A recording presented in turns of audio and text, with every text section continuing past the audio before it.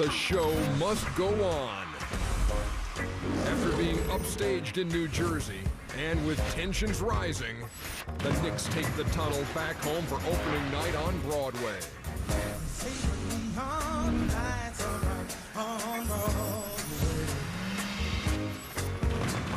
When the curtain goes up, the Knicks know they must perform or come one step closer to being swept off stage. Out west, the Spurs made roadkill out of the Grizzlies in San Antonio, leaving Coach of the Year Hubie Brown searching for answers. Tonight, the Grizzlies hope a trip to their den can tame the champs.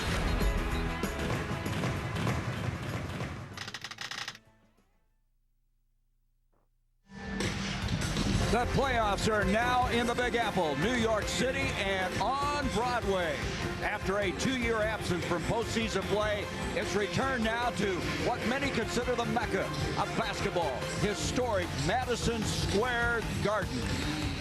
The home of the New York Knicks, who want to somehow climb back in to the playoff picture as Stephon Marbury leads them on to the floor.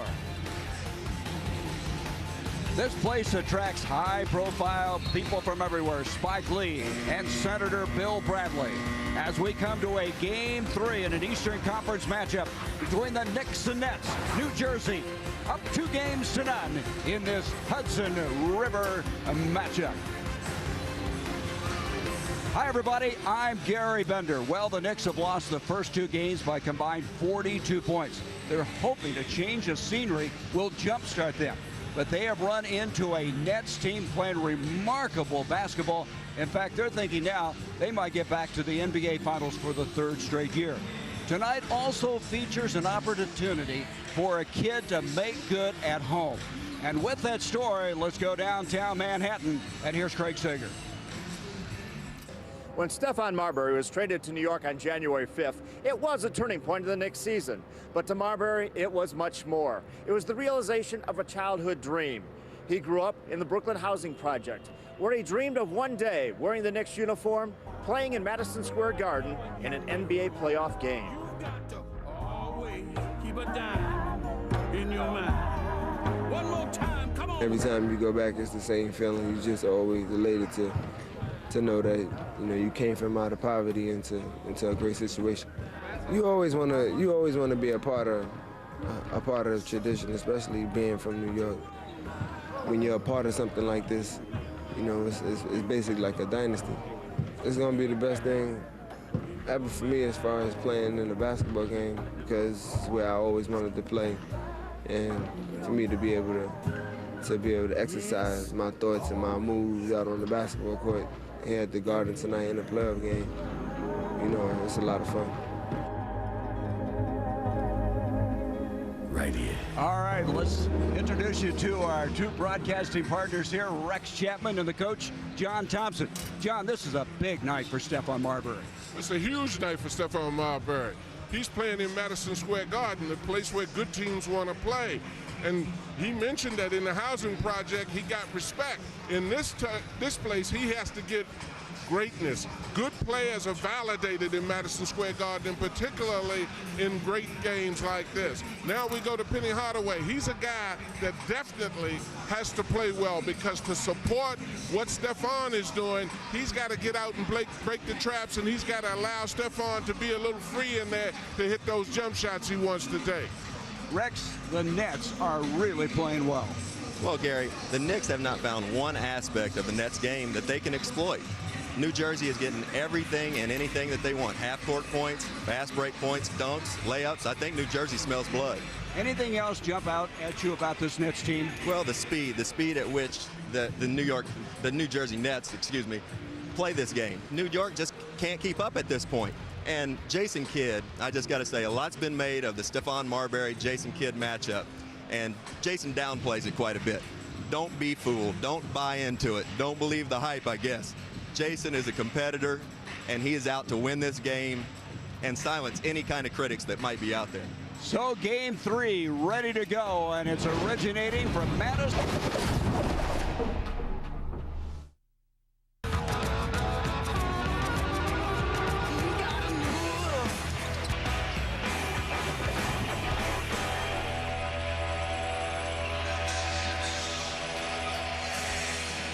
Welcome to New York City, Game 3. And here's a look at our McDonald's starting lineup. Jason Kidd and Kerry Kittle, both of them interact so well. Richard Jefferson, Kenyon Martin will be at the forward spots.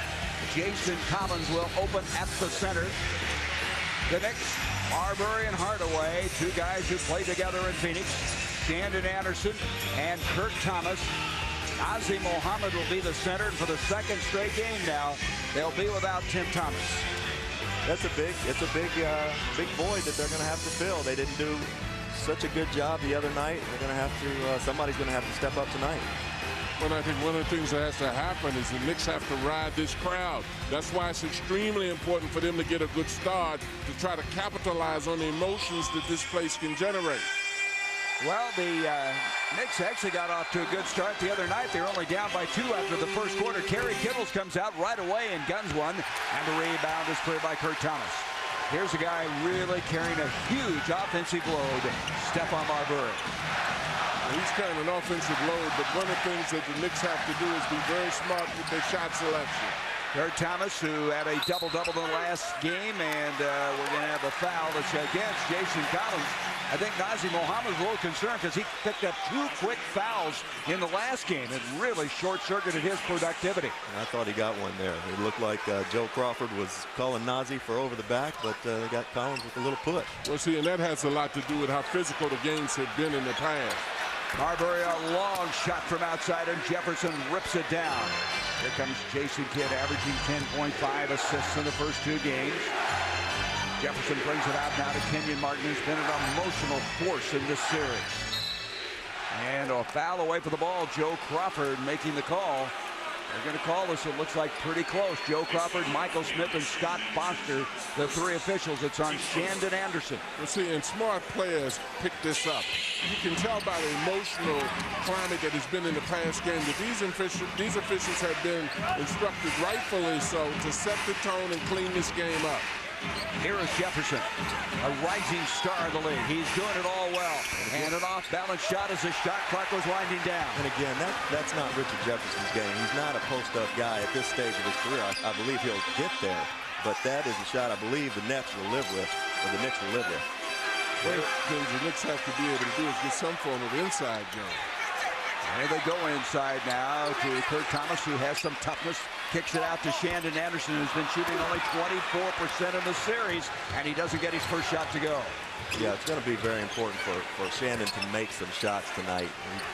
He wasn't reluctant the other night in putting them up, but he needs to get a few to go. Jefferson goes inside, header deflected. Good defensive effort that time as it comes out to Marbury. What happened to this team, the Knicks, the last time out, is that a 14-2 run by the Nets really put them in a big hole after they've been down by 2 after 1 quarter. Baseline, and it's going to be a turnover by the Knicks. Well, the Knicks are starting out right here, playing a little bit of defense. Richard Jefferson got a clear pass to the basket there. Penny Hardaway made a good hustle play coming from behind. Penny Hardaway, a guy who had 10 assists in the last game. He is the one that really can take some pressure off of Marbury, especially when these Nets come out on their trapping defense. Inside Collins with a left hand, and there's the foul on Mohammed this time. Well, that was a good play on the part of the Nets.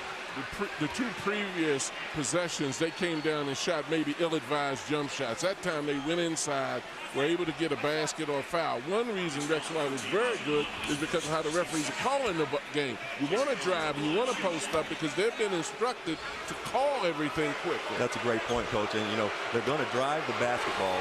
They not only put pressure on the defense, but they put pressure on the officials. Absolutely. And one of the things that the Knicks can't afford to have happen here is get behind early in this ball game. Take the crowd out of it. They want to use that momentum. Playing here in the Garden. There's a rejection by Kenyon Martin. High into the air. That's just silly right there. And Kidd finishes, and then the follow, and they've got people everywhere. Looks like they're playing with more than 5 players. That was a double dunk. I don't know that I've seen the double dunk before. That's amazing. I mean, they got out and were moving down court. I mean, that block by Kenyon Martin was just silly.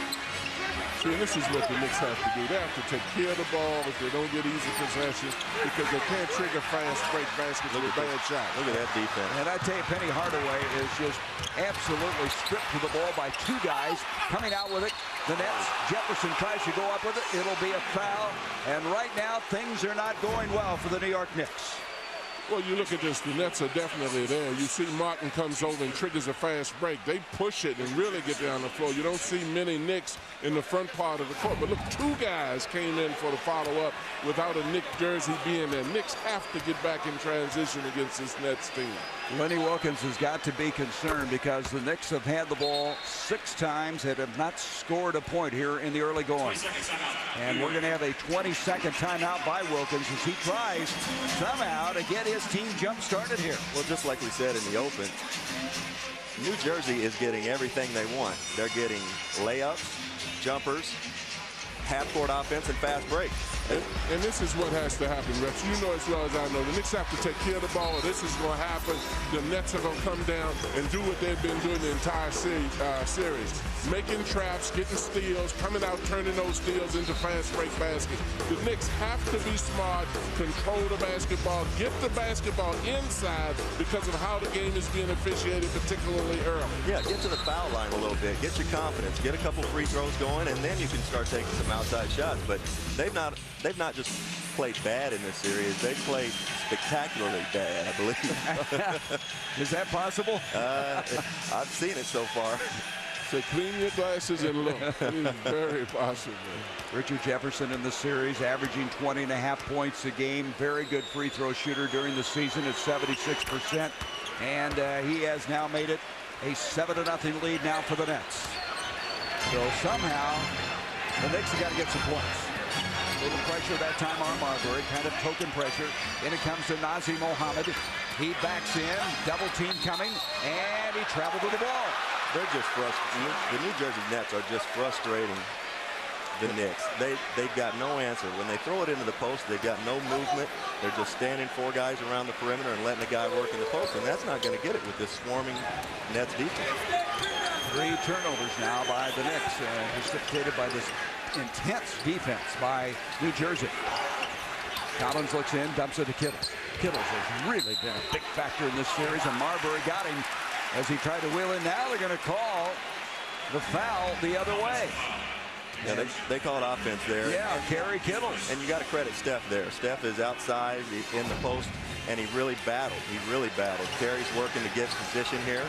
Steph did a great job. Collins gets the ball out front, throws it in, and Steph really battled him in there and forced the official to call something. Brandon Anderson needs to find some success shooting the basketball. Penny Hardaway dumps it into Nazir Mohammed. There's a running hook, and they're on the scoreboard. That has to happen. I mean, you got to attack the basket and put pressure on the Nets without dribbling inside. And that's exactly right, Coach. And what they got that time was ball movement. They swung the ball, got it in. Nazir Mohammed made a nice, quick move to the middle, which that's what he needs to do right there. A 20-second timeout by Lenny Wilkins must have helped because they come back and got another basket, a follow tipped by Kurt Thomas. Just as we were saying, if they get the ball in the post, make it turn, make a strong move, quick move to where they can't come and double team, where the Nets can't come double team. So all of a sudden, things are looking a little bit brighter for the guys here from Madison Square Garden after that 7-0 deficit early in the ball game. Jefferson, tremendous hops to his game, brings it out now to Kittles. 1 second on the shot clock. He had to launch it. And the rebound, Jefferson, second chance points. Let's see, and that can't happen. You can't play defense that long and that well and then just stand around once the ball is shot and let them pick it up. Jefferson now with 4 points to the ball game, and the Knicks all of a sudden now starting to find the range. Kurt Thomas has hit 2, and it's a 9-6 game in favor of the Nets. Coach picking up where he left off the other night. He came back after a poor game 1, going 1 for 10. Comes back with a big game in game 2 and picking up right where he left off. At 18 points and 12 rebounds in game 2. He's averaging his season of 11 points a game as Jefferson misses. Richard got away with one right there. They come out on Marbury, trying to get the ball out of his hands. Shandon Anderson swinging it off now to Penny into Mohammed. Mohammed gets inside. And that's good. That's what we're talking about right there, and that's ball reversal. They tried it on the strong side, swing the ball around to the weak side, and they're getting easy baskets. And they'll end up getting easy outside shots if they cause the Knicks to have to, the Nets to have to collapse. Kenyon Martin. Martin has just been spectacular in this series. He has had 16 and 22-point games, averaging 19 points and 14 rebounds in the 2 previous games. He's been playing possess. Possess is a good word, Rex. He has had so much animation. And as you see here, Nazr Muhammad getting excellent position and turning and going quick. If he goes quick like that, they're going to get to the foul line, or they're going to get easy baskets or second chance opportunities. Shandon Anderson brings it in to Thomas. Thomas has hit 2. This time he had Kenyon Martin in his face. Jefferson with Marbury on the steal attempt. And the Nets will come into the offensive end. They have won now 12 straight games over Eastern Conference opponents in the playoffs. Jason Kidd to Kenyon Martin. They bring it outside, and Jefferson can't get it. And look at the Knicks battle for the ball. We haven't seen a lot of that. Well, they haven't in the Nets. They're not getting movement in their offense either. If that ball is going in, that's fine. But Muhammad has been a factor in the early going. Now, the Knicks started out 0 for 4. They've hit 5 of their last 7 shots, and that's going to be a timeout by Lawrence Frank. And I'd really like to see this from the Knicks. They have come out in the first 2 games and just basically laid a goose egg. But now they're playing with passion, playing with purpose, getting some movement, and getting the job done. This is a great first. Or Western Conference Finals, only on TNT. The 2004 NBA playoffs on TNT, brought to you by Rocky Mountain Cold Coors Light. Cold down easy. By Verizon Wireless. Sign up for America's Choice Family Share Plan. Verizon Wireless. We never stop working for you. By Van Helsing on May 7th. Adventure lives forever. And by Adidas. Impossible is nothing.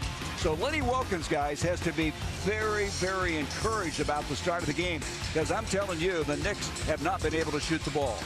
Well, and one of the things that they've done, you can see now that all 5 of these players are shooting under 40%, but the reason has been that they've been taking outside shots. The difference now is that they're initiating a lot of their offense on the inside, getting it to Muhammad, and he's doing a good job. Just the opposite, the Nets are not moving in their offense and just throwing the ball up there.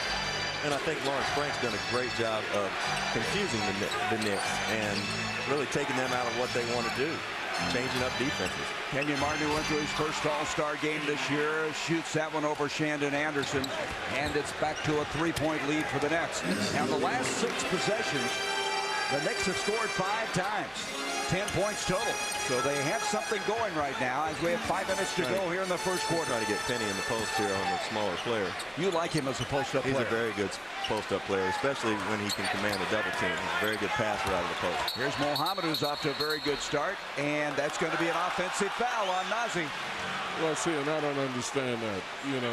That all of a sudden now we're calling it. There's been a lot of touching. And now, and then you got Kenyon Martin here in the post, which that's just a ridiculously tough shot, and the guy's got some kind of talent. Nothing fake and phony and fugazi about that shot, was it, Coach? As I don't know what Tim Thomas. I don't know what fugazi means, but if it means what I think it means, it's not Kenyon Martin. It's not Kenyon Martin. Hey guys, get an all-access look at the NBA playoffs. Tune in to the NBA TV playoff show Destination Finals every weeknight at 6 p.m. only on NBA TV. You saw Dikembe Mutombo coming in as they have to get Muhammad out of there. As for the second consecutive game, he gets into foul trouble early.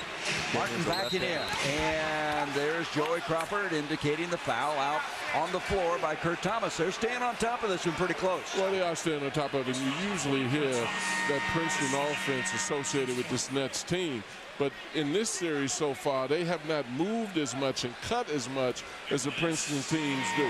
Now they're isolating. If you start to miss shots, you're going to find yourself in a problem situation as they're doing now.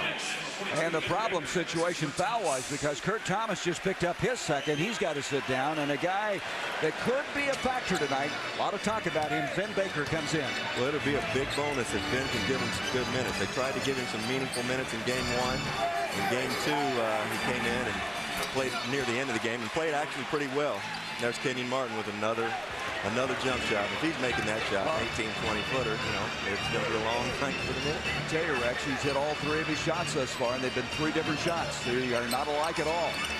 Here's Penny now trying to feed inside of Ben Baker. You know the story of Ben coming over from the Celtics. They're going to have a 3-second defensive technical call now against New Jersey. Richard Jefferson got caught there, lost sight of his man for a second, trying to help out on Baker. So going to the line will be Penny Hardaway. Penny, during the regular season, was an 80% free throw shooter, and as we talk about it, he misses it. Penny is so important to this Knicks team because I think it allows Stephon Marbury to be free and be more offensive minded, whereas Penny is also big enough to see over top the offense and get the ball around the perimeter and inside much easier. Well, we talk about Penny, he has such a high basketball IQ. He is a stabilizer inside. He misses that shot. Jefferson brings it down. So you see for the first time in this series, I think, the Nets are not quite as sure of themselves as they've been in the previous 2 games. Here's Rodney Rogers from outside. He had 12 points in the last game. And Marbury with the rebound. And when you're not sure of yourself, that's not the kind of shot you want to take. You want to get ball movement, try to penetrate, get something off of the foul line, or get a post-up basket. Steph lost the handle there. He's trying to make a play for himself. I may have been trying to hit Shannon Anderson back door and just kind of a little fumble. And this is a tough matchup right here, excuse me, Gary, for Dikembe. Lawrence Frank came right in the game when Dikembe came in with Rodney Rogers, and that's going to be a tough one for Dikembe to chase around the court. Well, he'll bring him out from underneath the basket, that matchup, as he did there. And then it comes to the Penny. There's Jason Kidd with a reach-around foul. And a rookie that we've been talking a lot about now coming in, Michael Sweetney, out of that school named Georgetown. And we've got a technical now called. Joe Crawford with a very, very short fuse. It's on Rodney Rogers. Play was already over, and Rodney taking a little bit of a swipe there. And I believe, 2 former teammates there, Rodney Rogers and Penny Hardaway. But I'll tell you something. I like the way these officials are starting off calling this game. I thought that during certain points of the last game, it became very ridiculous, some of the physical play. I think what they'll end up doing is backing off a little bit, but they're setting the tone so basketball can be played as opposed to a lot of the foolishness that went on last time. And, John, you said this before. Players will adjust once they know how the standard's been set. And all you want is consistency. Here's Sweetney now. He had Shannon Anderson on the baseline, did not see him. 7 seconds on the shot clock. That was a touch pass attempt by Anderson. Did not work. Look at Kittles. He is so fast, and he's up the floor, and he nails it. Carey's a good player. We talked with Lawrence Frank before the game about Carey's progression over the last couple of years. He's had 4 knee injuries, and that kind of slowed him down early in his career, but he's really come on. He's really the glue that's holding this team together at this point in my mind. Now the Knicks starting to take some shots that might be ill-advised. Kidd gets it in, and that's what we were seeing earlier. And Lenny Wilkins says, timeout. I'm not going to see any more of this. And again, you go back to what happened the last game. The Knicks have been playing well. They get the ball inside. They're getting a little out of the offense. The first time the offense starts to go poorly, they let it affect their transition defense. You've got to stay focused and get back against this team all the time. West. Welcome back to Madison Square Garden, where New Jersey has a 19-11 lead. You know, a lot has happened in this series the last 2 days, ever since that takedown by Tim Thomas, and yesterday at practice, he let his feelings be known. For the simple fact that he's fugazi. I mean, you know, all the fake tough guy role. I mean, I hate it, and especially in the NBA, because as soon as something happens, you got 12 to 13 guys to protect you in a little scuffle. So, you know, I just think he's fugazi all around. Well, fugazi means phony, and Kenyon Martin had his response today to Tim Thomas. He said if you put the 2 of them in a door, lock the door rather in a room, he says the one that's coming out would be Kenyon Martin. Well, Tim Thomas also got a response today from Stu Jackson, Director of Basketball Operations. He called Tim Thomas, voicing his concerns about those comments, and said, listen, that incident is long over. Let's not let it take on a life of its own. All right, Craig, thank you. And there's very, very doubtful that Tim Thomas will be ready for Game 4 on Sunday. Well, as Marbury goes into the corner now to Anderson. 4 on the shot clock. Penny in with 2, and they needed that basket. Tough shot. Tough shot. Needed penetration. You need penetration. Anytime the Knicks have thrown the ball into the post or driven into the post, more positive things happen. Started to say, I'm glad to see Tim Thomas is here tonight. He wasn't here the other night, and after making comments like that, you hope that your teammate shows up for the game. You know, kind of called his teammates out in the press this week, and he showed up here to the game tonight, and I'm glad to see it. I don't know what Fugazi means, but I'll tell you what, if Kenyon Martin is it, I'll take 5 of them. Yeah, a little Donnie Brasco reference. A little Donnie Brasco slang. That foul was on Jefferson. Now, Stephon Marbury, we talked about this being a game to validate him to his hometown. He has not scored thus far in this ball game. Well, and that happens a lot of times when you're anxious and you try to get yourself going. I think a lot of his performance is going to be contingent, as I said earlier, on Hardaway. He's got to be patient, not press, just move, and Hardaway can help him get a lot of baskets. I agree with you, Coach. I think he needs to be patient. That's the key for Steph. Steph can score in bunches. And if he got 8, 10, 12 points in the first 3 quarters, he can get you 8, 10, 12, 15 points in the fourth by himself. The amazing thing is he has not scored in either of the first 2 games in the second half, which is quite remarkable for a guy like Marbury. Marbury now 0 for 2 tonight with no points in the ball game as it comes in now to Kenyon Martin. He kicks it out to Kerry Kittles, who Lawrence Frank said it very well. This guy kind of goes under the radar. No one says much about Kerry Kittles, but he does a remarkable job. Kerry's in great rhythm right now. He's not hesitating. He's just pulling up, shooting the ball, and he's doing all the little things as well. Well, Lawrence Frank said he went under the radar, but he doesn't go under the radar with coaching, probably with fans.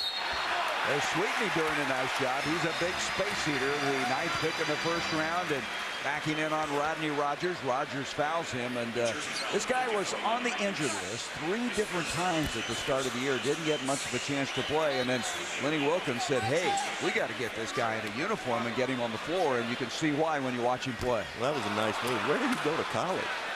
George. Listen, and I think one of the things that Michael is capable of doing is that he needs to be a ball side post guy, because he is very capable of scoring down in the end. The unfortunate thing is he didn't play early, and his comfort level is not where it would have been had they played him more. But he might be the best ball side post up player that they may have on that team. I agree with you. And like Lenny said this morning, the only thing that he's lacking is the experience. And that's the only reservation about playing him a lot of minutes in this series. But what he was saying, he doesn't want to take a shot sometimes. He gets so lost out there from time to time.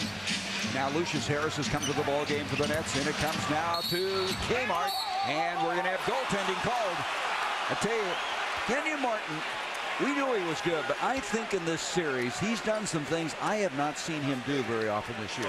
Well, and you can talk about all the talk that's been talked, but when you look at Kenyon's effort all the time, I mean, I think ball players talk. You don't pay much attention to that foolishness. That's a part of the fun of the game also. But what you really evaluate a guy on is his effort. And this man gets out here and plays hard at both ends of the floor. And he's passionate. That's what we talked about earlier this morning, Coach. Tim Thomas is not a fighter. And I tell you what, you better kill Kenyon Martin if you're going to fight him, because he's not going to quit. And I think Tim was a lot frustrated not being able to play in the playoffs also, and that's understandable. I think you're right. Kenyon Martin's 4 of 4 from the field. He did miss the free throw. Now Marbury registers the basket, and Penny had it, couldn't hang on to it. That could have been a big interception at this stage of this first quarter. Well, it's a big mistake when Marbury penetrates that nobody rotates back against the Nets. There's Jefferson, and a powerful move of Jefferson in his 3rd year in the league, and it's back to a 10-point lead. There's no way that Michael Speakley's going to guard Jefferson on the perimeter without the help of the team defense. And our players off the ball have to sense when there's a mismatch defensively as well as offensively. Both Martin and Jefferson have 8 points each. Marbury goes in, dumps it to Penny. Penny with a ball fake, goes up. Lucius Harris, and they're going to call the offensive foul on Penny Hardaway. I don't know about that one. Scott Foster, terrific official, but that's a tough call. That's a big momentum swing, too. So Hardaway picks up the foul. That will be his 2nd. 3 of the Knicks in the starting lineup have picked up 2 fouls in this first quarter. Well, the thing that I'm a little bit disappointed with, these guys are professional athletes, and at this point in time, they should have a flavor for the officiating. 1.7 seconds left in the quarter. Harrison's going to give it a good look. Can't find the mark. But you saw some things happen, guys, where the Knicks established more of a game than they have in the previous two. Well, and they're established going into the basket. I think that that's extremely important that they haven't been doing. That's an example of Sweetney trying to guard a man that's much quicker than him. Guy penetrates, and there's no help in the defense from the Knicks. The Knicks have to play better help defense because this Nets team is very mobile and very good. They also have to realize that they have to go inside and keep doing it.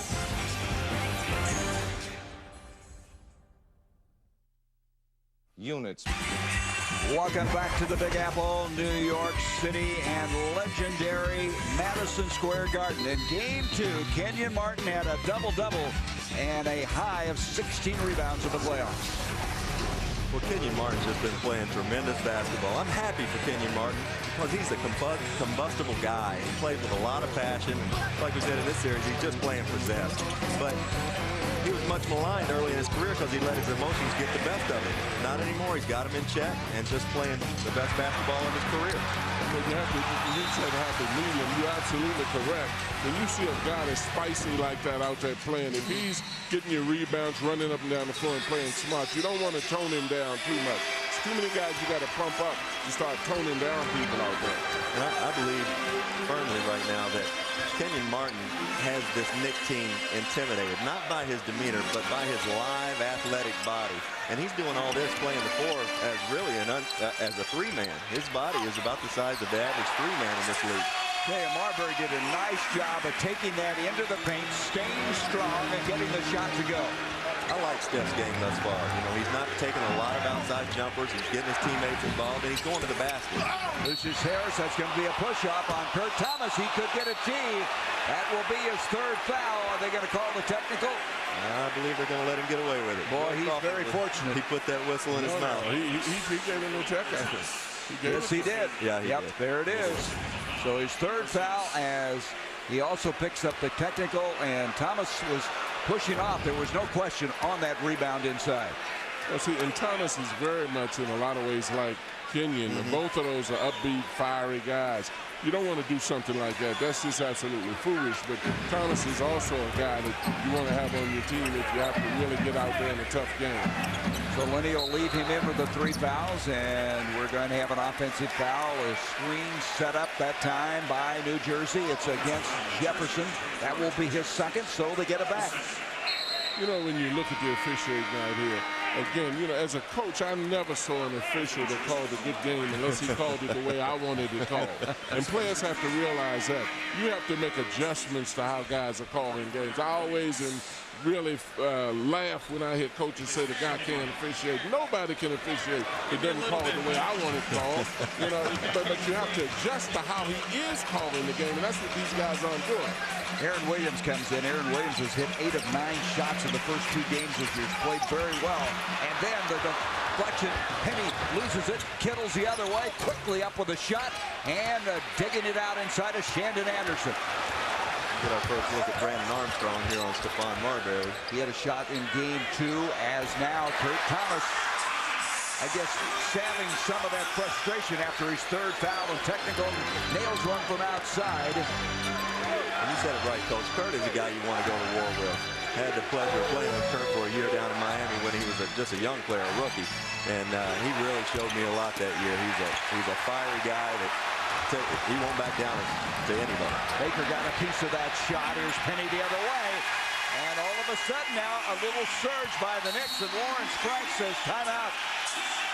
And that's a tough shot right there. I mean, that's a right-handed player going to his left and jumping off the wrong leg. But they're a better team when they are driving to the basket. And when they're first getting their early looks on the inside. This Knicks team, as our producer showed, has shot very poor for 5 guys. But look at that shot. That's a high percentage shot, and the probability of getting fouled in that. The Knicks can't just beat this team shooting jump shots. They must go to Memphis and try to tame them in their own den. Spurs Grizzlies following game 1. Win or go home.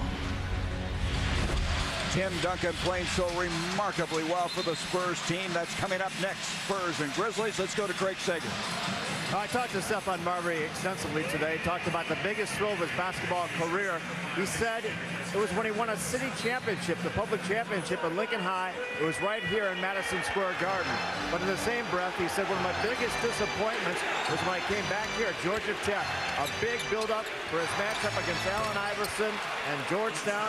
He said the Hoyas and John Thompson's defense trapped him, put him all over the court, and he was outscored by Allen Iverson 26-13. And Georgia Tech lost his only college appearance here, 92-74. Coach, he hasn't forgotten. I didn't intend for him to forget. Steph was too good. We couldn't leave him alone. We had to run people at him. It was great coaching. I'm telling you right now. Here's Penny Hardaway from outside with a 2. That field goal just a moment ago by Harris was the first field goal of the second quarter for the Nets. Marbury got a hand on it, and it's going to be off of the Nets. Good defense. And right now, guys, the Knicks are finding a way to be competitive in this ball game. You said it right, Gary. They're competing. They are competing. I just haven't understood it in the first game and a half. 2 games that New York was just being outplayed in every facet of the game. And what they've got to really tighten up on is the transition defense, though. They've got to get back. Here's Frank Williams, who just checked into the ball game. He has the ball deflected. They have 10 on the shot clock. Marbury ducks inside with that little ball tuck. Left the short tip back. Thomas and Baker were both there. And I think it's Ben Baker. Look at the basket. Believe it is. Ben, that's good to see. It's got to be big for his confidence, and that's going to be big for the New York Knicks. He could be one of those guys that could step up here in game 3. Lenny Wilkins looking for some firepower. Somebody to ignite this team. Here's Kidd, brings it out. Rodney Rogers, he'll launch one. Rodney not shooting well here in the early going. Penny Hardaway brings it down. Rogers 0 for 3. You just see different body language right now by the Knicks. And Ben Baker's calling for the ball right now. And he should get it inside because they've had a lot of success by driving and punching the ball into the post. Here is Baker. You talked about him. Aaron Williams reaches in, commits the foul. And that's just great to see right there, Ben Baker. Let's go back to that Marbury play just a moment ago. And Steph really has a knack. He always gets into the lane, and what he does is he cradles that thing like a football player to protect himself. And a lot of times he'll finish those shots right there, but he really has the football tuck. We were not seeing follows like that in the first 2 games. That follow by Baker along with Thomas just a moment ago. They've got a little confidence right now, playing with some passion.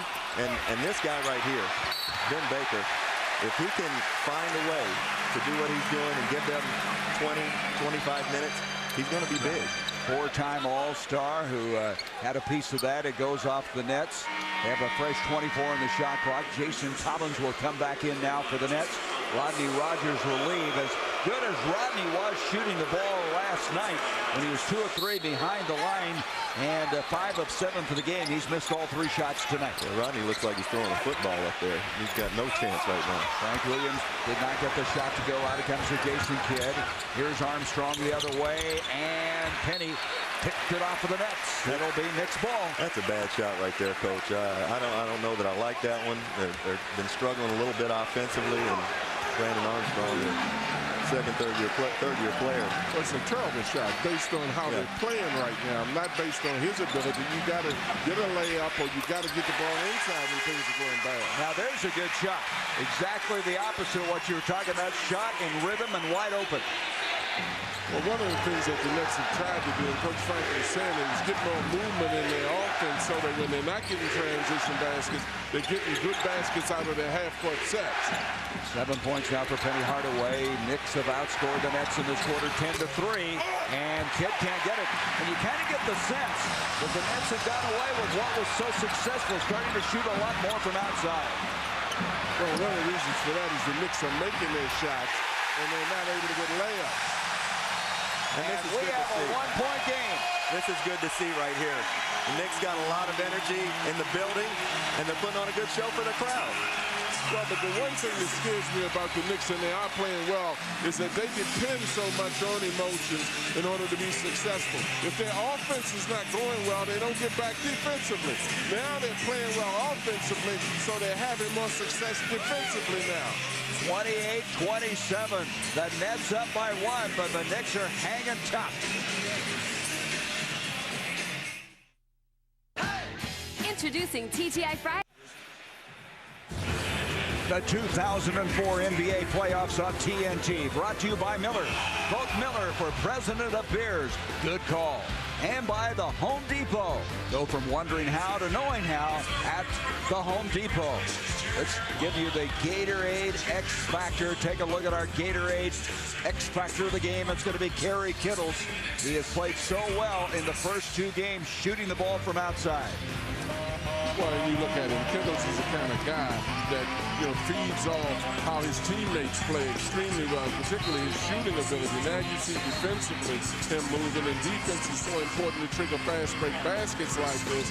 Curry can run the floor so well as hit the outside shot. So he's a very, very complimentary player to the type of other players that they have on the Nets team. Right now, New York in this quarter has outscored New Jersey 12-3. New Jersey is 0 for 6 on three-pointers, shooting a lot of threes in this quarter. Well, and the thing that happens, Rex, is the Knicks are making shots, and that stops the Nets from running fast break baskets. It's hard to run when you're taking that thing out of the net every time. Jason Kidd now dumps it into Richard Jefferson. He checks back in, and Collins, and they go to work in a hurry after that timeout. Very well executed. That's just a defensive lapse. There's no excuse for that. I mean, Steph got hugged up to his man weak side and never saw Collins duck in. See, and that's what the Knicks can't afford to do. That's what we were talking about, staying focused and being concentrated. Ray Thomas with a good ball fake, can't get the shot to go. Out it comes to Jefferson. The one thing, John, you're talking about, you think you're playing these guys well, and all of a sudden they start that fast break situation, and you can get in a hole in a hurry. Well, and that's why you have to stay focused, because the Nets feed on you missing shots, and they score in spurts. How about Lucius Harris? He just hit a 3. He's come in and given them a big lift. They came out of a timeout a few minutes ago and ran a set play for him. Richard Jefferson with a nice baseline drive. And Lucius, if there's one thing he can do, he can shoot the basketball. He has 6 points in the game. And he's the kind of guy that you don't mind taking so-called bad shots because he's such a good shooter. Baker goes in, tries to follow his own shot. Out it comes out a Kidd, and after that timeout now, the Nets are looking more like the New Jersey Nets we saw in the first 2 games. Look at Kidd fly to the ball, and then he threw it away. Had no help as he went to the ball. Stephon with that powerful dribble, gets it to Penny. Penny stripped and fouled. But that's what Jason does. He's got a man that he knows is hot. Lucius Harris has just made a few moves, made a few jump shots, and Jason Kidd finds him. Well, see, and that's the effort that you see. Look, I mean, look, he's constantly scrapping. That never ceases to amaze me, how a professional player can see a teammate running for a ball alone, falling out of bounds, and not one of the other 4 guys can move into a position to get the ball from him. That is absolutely ridiculous. You learn that in grade school. That's exactly what happened a moment ago. Don't miss Braves TBS Baseball Friday Night Extra tomorrow night. Experience enhanced coverage as the Braves take on the defending world champion Marlins. Ozzie Smith joins the booth as guest analyst. And Braves Friday Night Extra tomorrow night at 7:30 p.m. The Knicks are at a crucial point of this first half. They really have to buckle down here for the next 5.5 minutes.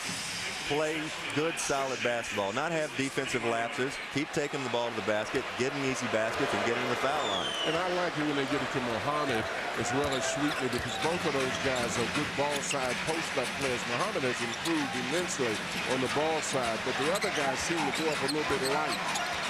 Well, I tell you, this fabled place, Madison Square Garden, has suited the Knicks well so far. They're playing with different body language. Kenyon Martin now, quickly to Kidd, and they throw it away. That's one area of Steph's game I think that he's got to get better at. He sees a challenge there with Jason Kidd in front of him, and it's just like he can't back down from it. He can't back down from the individual challenge. And Kurt Thomas able to connect outside. When he picked up that 3rd foul, they just left him in the ball game. He now has 8 points, and it's back to a 3-point game. And the difference is when steal by Frank Williams, and Williams picked his pocket, he blocked it. Kurt Thomas hustled, and there was something you weren't seeing. Guys coming to the ball, coming up on the play, and give Kurt Thomas a lot of credit. Well, that's something you don't see very often, is Jason Kidd being lackadaisical with the basketball. Frank Williams, he got it in half court.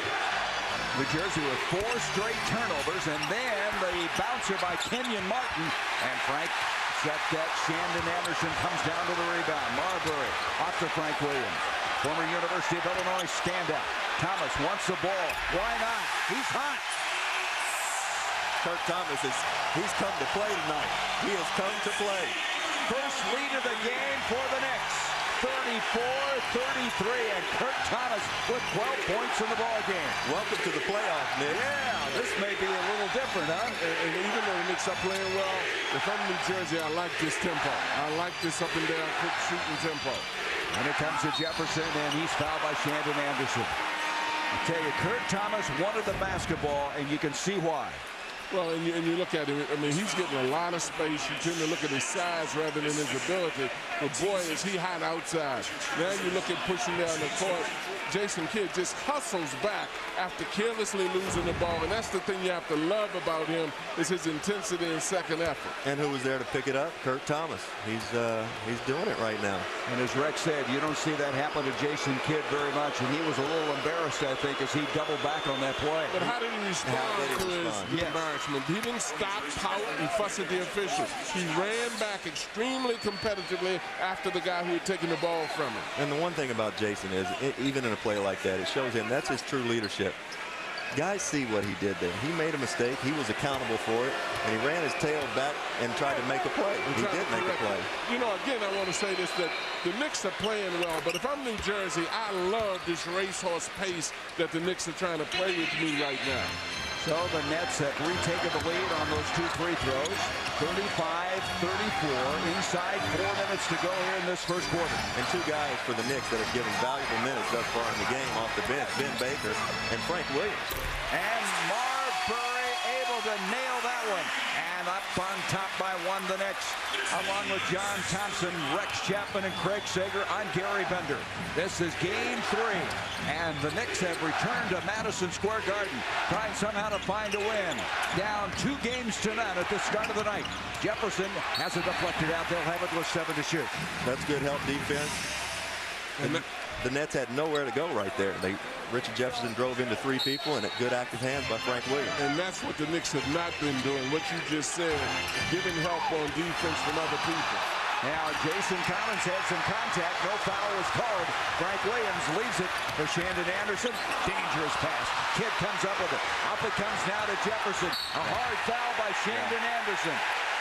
Yeah. He was upset at himself for that terrible pass at the other end of the floor. But, you know, that's a good foul. There's nothing wrong with that foul.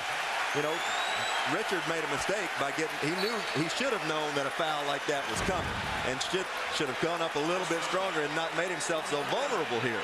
Well, and I think everything is right on the ears, but again, I know I'm being repetitive with this. I think the Knicks are flirting with trouble playing this pace with New Jersey. I agree with you, but right now they're well. right now it's working out for them. And didn't I say they were going to win the other day? So the flagrant, yeah, you're starting now. We'll wait a little bit longer. The flagrant foul, and Jefferson misses. But Shandon Anderson not letting him shoot the ball, and as you said, it was kind of shaky. That's a playoff foul. That's a playoff foul right there. It's a playoff foul, but I have to disagree with you, my partner. Oh, here we go. Simply because, based on what has happened in the past, the officials have to call this game in a way to stop foolishness from happening. I'm keeping track now. Disagree and agree. I've got a little running score here to see how many times you agree and disagree, all right? We're talking about a coach and a player here. I told you, I don't like any officiating unless it's called the way I want it to be called. Frank Williams is giving Jason some tips out front. I love Williams. I do too.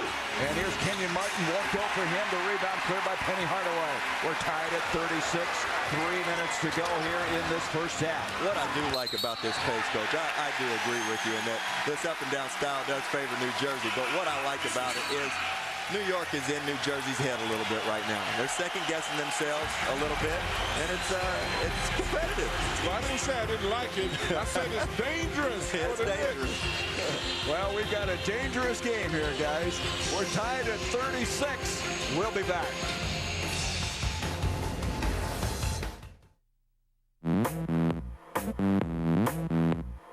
Break. Ernie Johnson in Atlanta with tone blasting in my ear. How you doing? Verizon Wireless halftime report comes your way in about 3 minutes from now. We will take a look back at the first half of this game and look ahead to the Memphis-San Antonio game, which is game 2 of our doubleheader. Now back to 3 guys who have never been called Fugazi: Gary Bender, John Thompson, and Rex Chapman. Well, Ernie, we don't know if we have been or not. I didn't even know what the word meant at the start of the day. I've learned a lot here. But look at this as far as the East is concerned. I thought it was really interesting how the Heat played the Hornets last night. I mean, they blasted them well. And I think a lot of people taking note that Hornets somehow have got to get Baron Davis maybe healthy in that series. It's a tough time of year to try to get healthy. You better be healthy, or because nobody's gonna have sympathy on you. Well, we're tied at 36, and thus far so good as far as the Knicks are concerned, because they have not been close at halftime in the first two games.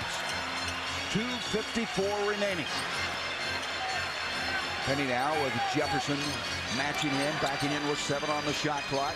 5 on the shot clock. Somebody's going to have to shoot it. It'll be Marbury. It's a 2, and he doesn't get it, and Kenyon Martin goes high for the rebound. That's just a bad possession coming out of the timeout. I know they were trying to get Penny on the block, but I don't know at this stage of his career if Penny's going to be real effective against Richard Jefferson in there. Kenyon Martin taking Kurt Thomas in. Thomas playing 3 fouls, and they turn it over. That was one of the things that Lawrence Frank was concerned about, was all the turnovers. And here in the second quarter, they've turned it over 8 times. And he was concerned about the lack of movement of the guys without the basketball, and that was a perfect example of it. Mohammed got inside as Collins was shading him defensively, and Mohammed made him pay. Najee Mohammed, my former Kentucky Wildcat, showing us something out there tonight. He's he's really working Jason Collins in there. And I've seen Najee play for years now, and this is the most physical I've seen him play and most passionate I've seen him play.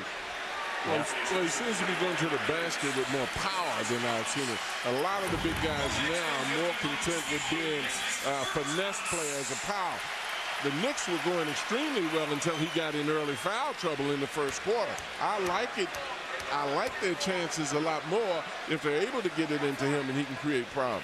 Biggest lead of the game now for the Nets by 2. As you saw Sweeten coming in, they didn't want to get Kurt Thomas to that 4th foul. They got him out of there with over 2 minutes, just over 2 minutes left in the half. Kidd a little bit off balance, but he draws the foul as he goes inside. Frank Williams got him across the arm. Frank Williams is doing a nice job on Jason Kidd. He's getting up under his feet, and he's a point guard that has a lot of size, just like Jason does. Well, he's playing like a guy that's hungry. He needs playing time. He needs to impress somebody. He's not very apathetic about playing, grabbing him, holding him, and really challenging him. Boy, is he challenging Kenyon Martin. Look at the pushing and shoving inside between those two guys. 4 seconds on the shot clock. Jefferson from outside, and boy, that's a real dagger in the hearts of the Knicks, who plays a pretty good defense, and that ties it up. That's a tough shot right there. Very tough shot, and that's what they haven't been able to do in the half-court set score. The fast breaks aren't been there because the Knicks have been scoring. Boy, Jefferson's playing well. 13 points, 6 rebounds, 4 assists here in the first half. Penny goes in and uses that post-up move. His height advantage is 6'7".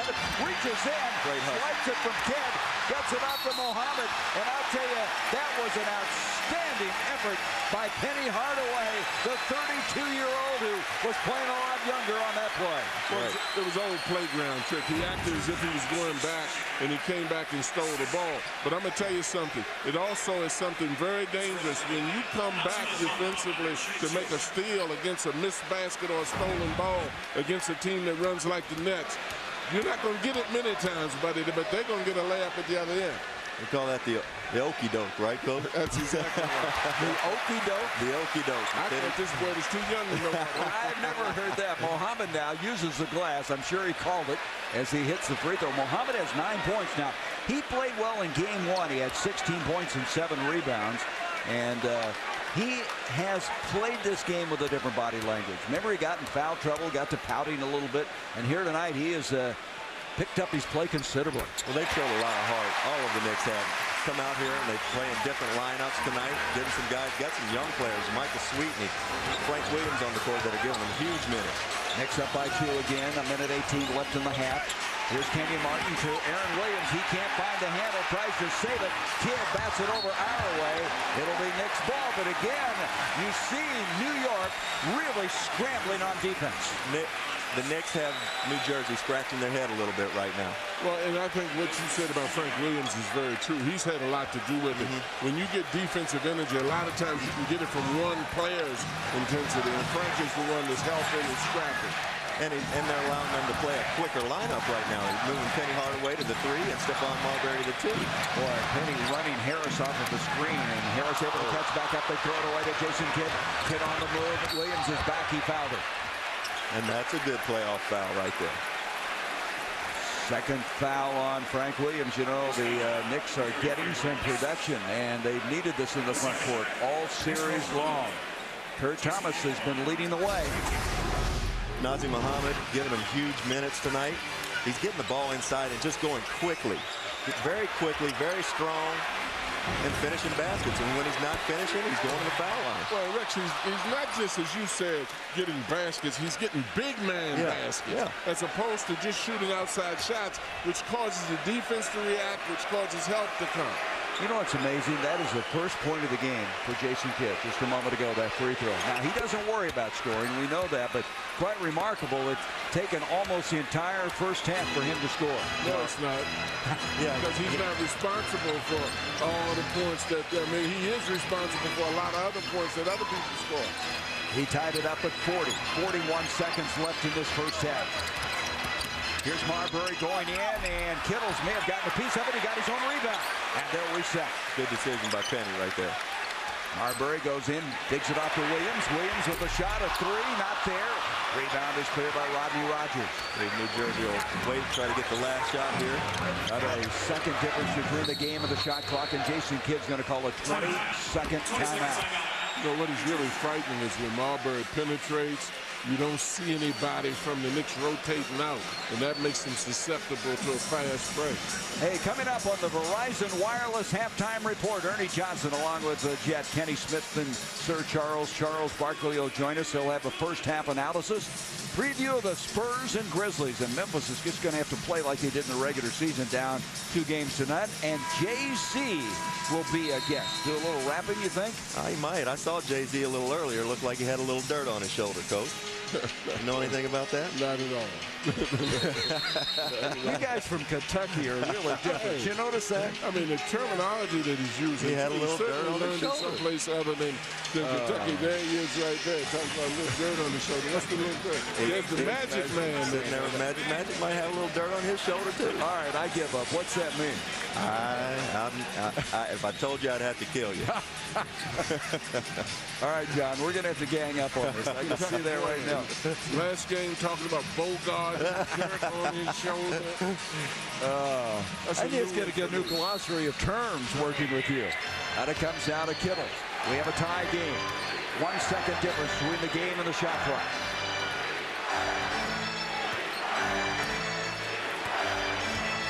They make the move now with 4 seconds. Kidd from outside, a 3. And Rodney goes up. Aaron Williams had it for a moment ago. And then it is over at halftime. And we have a different-looking basketball game here tonight. All deadlocked at 40. A passionate, competitive half of basketball by the New York Knicks. They've come out and responded to a beating that they've taken in the first 2 games. And they're doing it now. Let's go over to Greg Sager. Craig? And leading the way, Kurt Thomas, 12 points, 7 rebounds. Why are you guys playing so much better tonight? We just want to come out and be aggressive, trying to push the ball up every chance we get. And no matter what happens, we're going to leave it all out here on the court, and that's what all matters. Everybody's been waiting for a hard foul by the Knicks. Shannon Anderson took one on Richard Jefferson. Was it something in the back of your mind as well that, hey, that had to happen sometime in the series? Well, we know it's going to be a physical game. There's going to be some questionable calls out there, and we're going to make some hard fouls. But we just got to go out and play. You had 3 early fouls. Were you surprised Lenny Wilkins kept you in the game? A little bit, but he said he needed my offense out there, so I was happy he left me out there. Thanks a lot. Thank you, Gary. All right, Craig, thank you very much. What a game we have, tied at 40. Let's send it now to our Atlanta studio, and let's join Ernie Johnson as we look ahead to the next game and look back at this one. And it is time, Gary, for the Verizon Wireless halftime report from Studio A here in Atlanta. Dead even, 40-40 first half in a game that Charles Barkley had said earlier this week. This is huge for Stephon Marbury. You're back at Madison Square Garden. You're down 2-0 in this series. Sum up his first half for us. He's got, what, 8 points. He's doing well. They're tied at halftime. He still's going to have to finish because it's up to Kurt Thomas and Steph. Steph got to make everybody around him better. This is the biggest game of his career. Obviously, when you're down 3-0, you're going to lose. So this is obviously a must-win for New York. How about it, Jet? Well, I think one of the things Stephon has to realize, he has to stay in the context of who he really is. Stephon Marbury is a scoring point guard. And when he goes into a scoring point guard mentality, he plays better. He can't become something he's not. He has to be himself, and that's the biggest thing for him, is when he gets into the lane, he finishes. And right here, he wasn't looking to finish, and you know, the Knicks don't get a lot of things out of it. But when he goes in the basket, he forces the issue. He's like 3 guys around him. He's a finisher. He has to stay in context. And the other thing I saw was Vin Baker. Here's a guy who gets into the game now, didn't score there, but draws fouls, gets people in foul trouble. Those are the 2 things that the Knicks have to do. Be yourself, stay in context, give Vin Baker in the ball. Yeah, we said last night that Vin Baker has to get in the game. He's the only guy who can really score, who's an offensive threat in the post. Kurt Thomas is a good player, but Vin Baker's a scorer.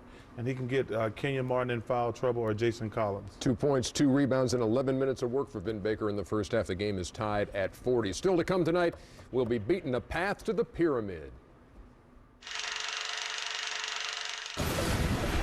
In the shadow of the Twin Cities, a pack of Timberwolves picked apart their prey, hungry to advance in the playoffs for the first time. Tonight, the hunted will have to become the hunter if they are to survive. Nuggets Timberwolves, following Game 1. Win or go home. Well, somehow I like Minnesota to win that game last night. Of course, Somebody's going to get fired. Of course, it'll be San Antonio. It's probably Alex's fault up there. I cannot San wait. Antonio and Memphis later tonight. I cannot wait. Somebody's going to get fired. One of those 2 messed up. The Halftime Report is brought to you by Verizon Wireless, the official wireless provider of the NBA. Can you hear me now? Good.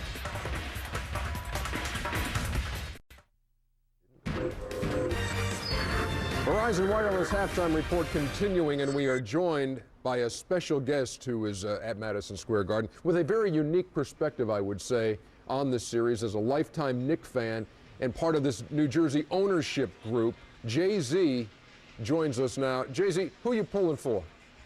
I'm torn right now, you guys. I got to be honest with y'all. I'm a New York Knicks fan all year, but I got ownership in the Nets, so I'm torn. I'm going to leave it right there. Hey, what do you think of the first half tonight? It's beautiful. I mean, the energy in the building is high. You know, they're playing real tough. I love it. I love this playoff basketball right here. Now, knowing you, watching your career as an artist and a record label owner, you seem like you've always had your imprint with your artists. Beanie Siegel, Memphis Bleak, whoever you had, you could see that you had your imprint. How are you going to make your imprint as an owner? Are you going to be hands-on or sit back? Because you don't seem like the type that like to sit back. Yeah. Nah. Not if I'm going to be a part of it. You know, I know I got to take the heat for it, so I absolutely going to have to put my mark on it as far as, you know, bringing the excitement. I mean, everything. You know, just the overall, you know, the way they look at the Nets from here on. Jay, what can you tell me is the latest on the move to Brooklyn? It's looking good. Everything is looking real strong. There's a lot of talk about people being misplaced and everything, but if you come and you see, you know, the land we're developing on is nothing but factories there, and there's like one gas station on the corner. It's very few people that's going to be displaced from their home. I'm from Brooklyn, so you know I care about that most. That's my hometown. Hey, you know, you say you're retired. Is that true? Yeah, man. You see where I'm at? I got my suit on and everything like you. Hey, you look good tonight. You look great. Thank you, bro. Thank you. Now, if you had one thing that you said, you know what, I could change right now about the Nets, and this is what I'm going to probably bring to them right away. Besides maybe putting them in a couple more of your rhymes, what would you do? Just the overall, the arena, you know, the excitement, just the way people feel about them, you know, from a marketing perspective. I'm just market to the people because in Brooklyn we love hard, you know. We didn't have anybody love since the Brooklyn Dodgers, you know what I'm saying? So, hey Jay, I'm going to ask you to take your ownership hat off for a second and get back into the music world. We have an audition tape of a guy who thinks he has some rap talent. Can you watch this and give us your honest opinion? All right, yeah. Hold on. Let me see. What? Yo, cause when it comes to Flav, see, you can't taste mine, so don't waste time, cause I can take you baseline to baseline. I got loot, see, I see how them stars feel. Back in the days, I caught wreck as a Tar Heel. Yeah, that's what I'm talking about. I forgot What do you think? What do you think? he had two things going for him. He said baseline, which is where I record out of, and he had to change the game beat from the Dynasty album that I put out. So he had two things going for him. So I'm gonna give him an A on that one. There you go. Give me an A from Jay. I'm feeling it right now. You can't tell me nothing, son. I'm in shock right now. Don't put out no records, though, man. That's it right there. Just leave it I'm right just going to there. make guest appearances now. That's it. Yeah, there you go. There you go. Jay-Z, thanks a lot for taking some time tonight to join us here on the Verizon Wireless halftime report. Enjoy the second half, too. Yes, sir. Like, how about I'm that, in total shock right now. Why? That's the worst crap I've ever heard in my life. I thought Kenny was... That was Milli Vanilli. You're bugging. You're the rapping, that was not good. That was in the basement, Big Tigger. That's real. That's BT right there. Come on. Bad entertainment. What, you mean bad entertainment television? That was pretty good. Kenny, that's terrible. Come on, man. This just in also. Just this in? The people who ran that first promo are no longer here. They've been replaced by guys who actually have the real Game 2 promo. And here it is. The Spurs made roadkill out of the Grizzlies in San Antonio. And now they must go to Memphis and try to tame them in their own den. Spurs Grizzlies. Next. Win or go home. See, this is where the brain... Back here on the Verizon Wireless halftime report. A little something different for you on Saturday. An afternoon doubleheader. We're going to hit the air at 12:30 with a pregame, followed by the Heat and the Hornets, and then Game 3 between the Pistons and the Bucks. And on Sunday, we hit the air at 6:30, followed by the Nets and the Knicks, and then the Spurs and the Grizzlies in Game 4 of their best-of-7 first-rounder. By the way, those promotions people who were fired are now promoting Kenny as a musician. The Halftime Report has been brought to you by Verizon Wireless, the official wireless provider of the NBA.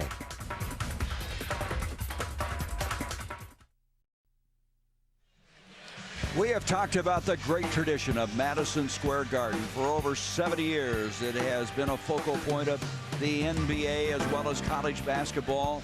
At one time, it was located at 49th Street and 8th Avenue. It moved here to this location in 1968. Guys like Bill Bradley and Clyde Frazier, Dave DeBusschere, Willis Reed. And speaking of Bill Bradley, Craig Sager is with him.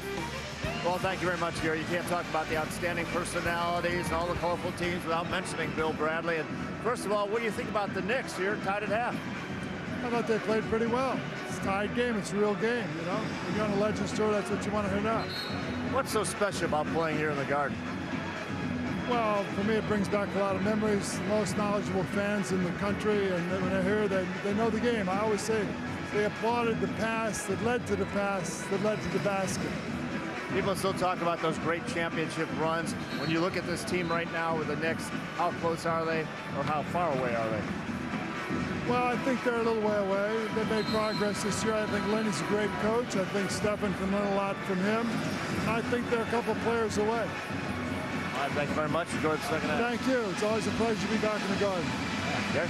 Well, there's a Princeton guy, and of course John Thompson will followed the Princeton team for a long time. His son coaching there so successfully. Guys, we have a 40-40 game. All of a sudden, the Knicks have found a way to be competitive. Now, can they sustain it? I don't know.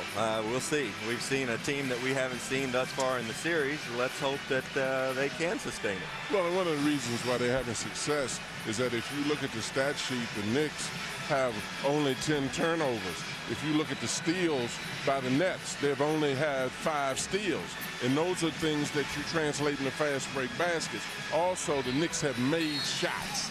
And if you make shots, the Nets can't do what they do best, and that's run. And I think I agree with you now, Coach, that New Jersey is on pace to get more than 20 fast break points again in this game, and that definitely does not favor the Knicks. Here's Kurt Thomas, John, who's really played well in the first half. Marbury with a running one-hander. Goes up, gets his own rebound. That's the second time he's done that tonight. Nice pass to Nazr Mohammed. Steph's fighting. He's fighting. He's coming out. He's trying to do what he can to will this team to a win tonight. And he's creating a big factor inside. Both he and Thomas are scoring for him, and that's helping him. Mohammed with 12 points in the ball game. The Knicks get the first basket of the second half, and they'll throw it away. Collins tries to save it, somehow does. Just a little bit, I think, indecision by the Nets tonight that we've not seen in the earlier games. Yeah, they look a little disjointed right now. And, you know, they should be. They've completely dominated this team for 2 games, and they're seeing a different team right now. And Thomas with a nice ball fake, gets it up to Penny Hardaway. Penny not able to get it. Kidd with a rebound. Kidd had 4 assists in that first half. Gets it off now quickly to Kittles. Kittles tracked down. Look at Marbury play the defense. Great defense by Steph.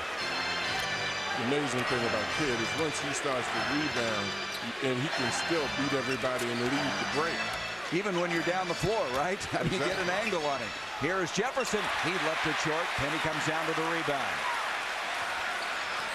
It's a little different making those shots, you know, when they mean a little something, when you're not up by 15. And those are the kind of shots Richard Jefferson's been getting the last 2 games. Only game the Knicks won this year in the regular season is when both Martin and Kidd were out by injury, as the Nets have won 14 of the last 16 meetings against the Knicks. And Lawrence Frank, you can see a little different look, not quite as confident look that he's had earlier in this series. No, but he's a cool customer, and I've really enjoyed talking to him the last few days. He's a basketball junkie and really knows what he's doing. And that's really the first time I haven't seen the Nets really get out and react to a missed baskets. They look like they're struggling. That was a terrible pass by Jason right there. Marbury tries to stay in bounds and throws it to the other side. So coming back will be New Jersey. And like you said before, Coach, where were Steph's Knicks teammates when he got that steal? Hanging back there in the backcourt? There's Kittles trying a 3. Thomas comes down to the rebound. The Nets are playing very undisciplined right now. They're taking jump shots, and they're not getting things going at the basket and going strong.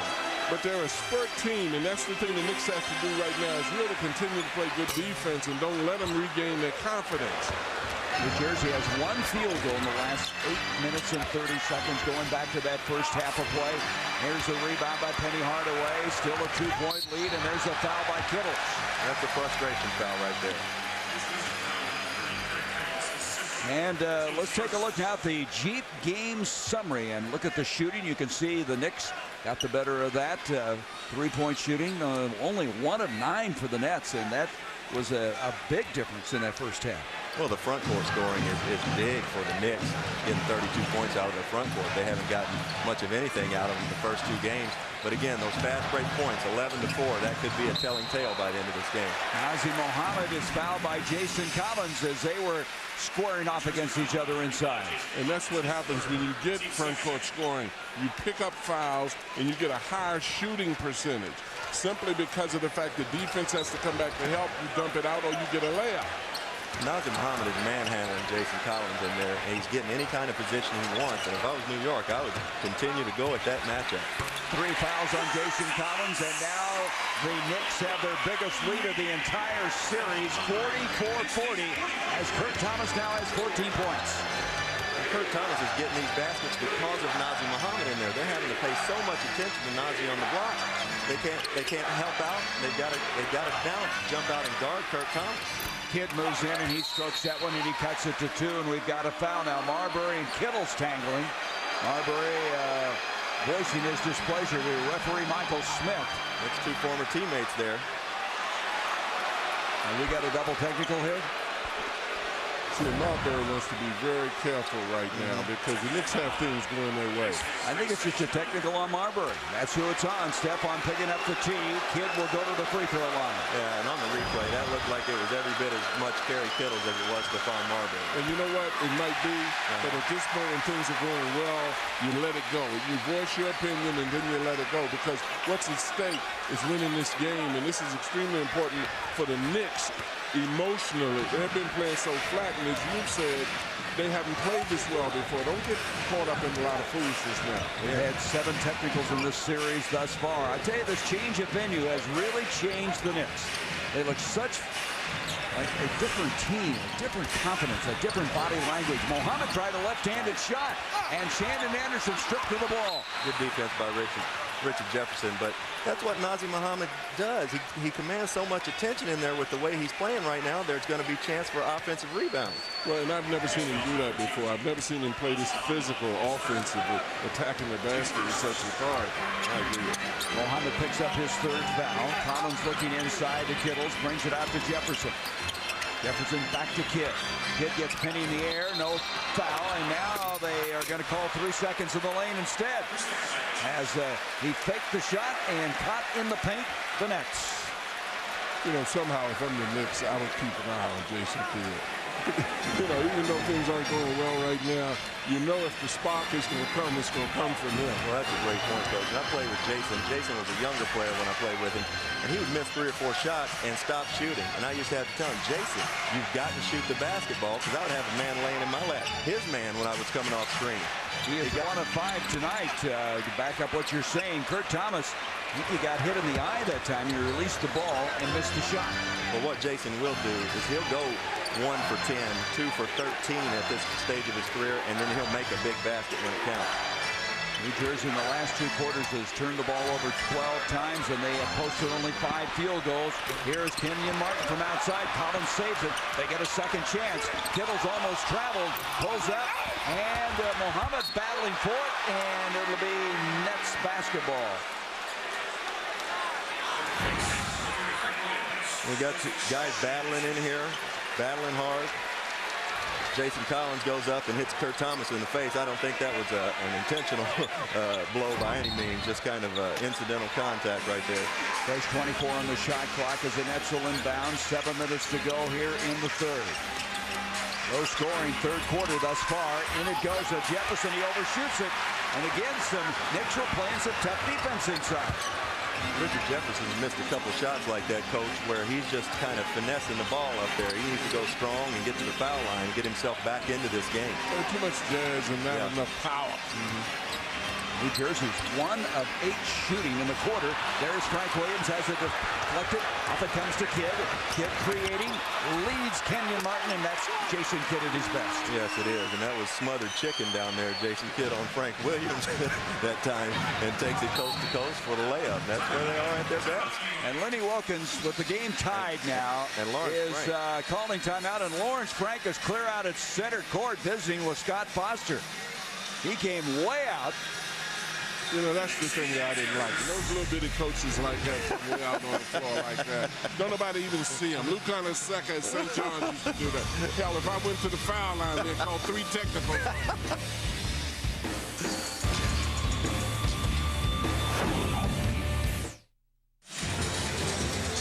The 2004 NBA playoffs on TNT. Brought to you by Southwest Airlines, official airline of the NBA playoffs and finals. And by Jeep, the most respected, honored, and heroic 4x4s out there. Only in a Jeep.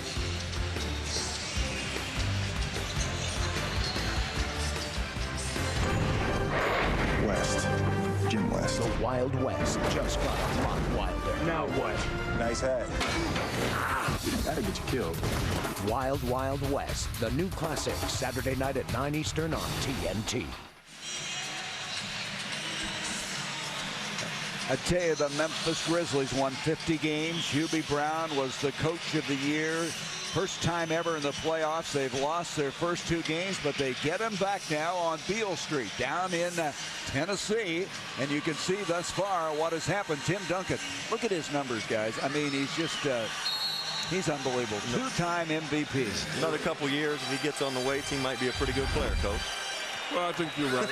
You know, he's a perfect example of goodness diffusing itself. I mean, nothing extra, just going out and playing. That's right. Not a lot of wasted motion. Lenny Wilkins had the timeout, comes back in, diagrams the play. Frank Williams wheels inside and draws the foul. I thought that was a good timeout by Lenny after the Nets had tied up the ball game. I thought so, too. Frank Williams is doing a superb job for this team, and you can credit him with this resurgence by the Knicks here in Game 3. Quite a bit. He and getting some valuable minutes in the first half by Ben Baker as well. Jefferson picked up his 3rd foul. Let's take a look now at the Nets team temperature. Knicks, I should say. They're shooting 44%. They're holding their opponent to 38. Free throws 4 of 9, +2 in the rebound margin. Assist to turnover ratio. They've done a lot of things well, but they still only lead by 1 point. Well, that's the thing that's so dangerous about it. We're praising them because they're playing average in relation to how they have been playing. But in the same token, you know, you see that the emphasis has been placed on getting the ball inside a lot more. You're looking for Steph to break loose now. Here's Kenyon Martin inside, and Kidd letting beautiful. That's fake right there. That was just a fake, phony dunk. I'll take it. Nothing fake about that guy. Kmart now with 12 points.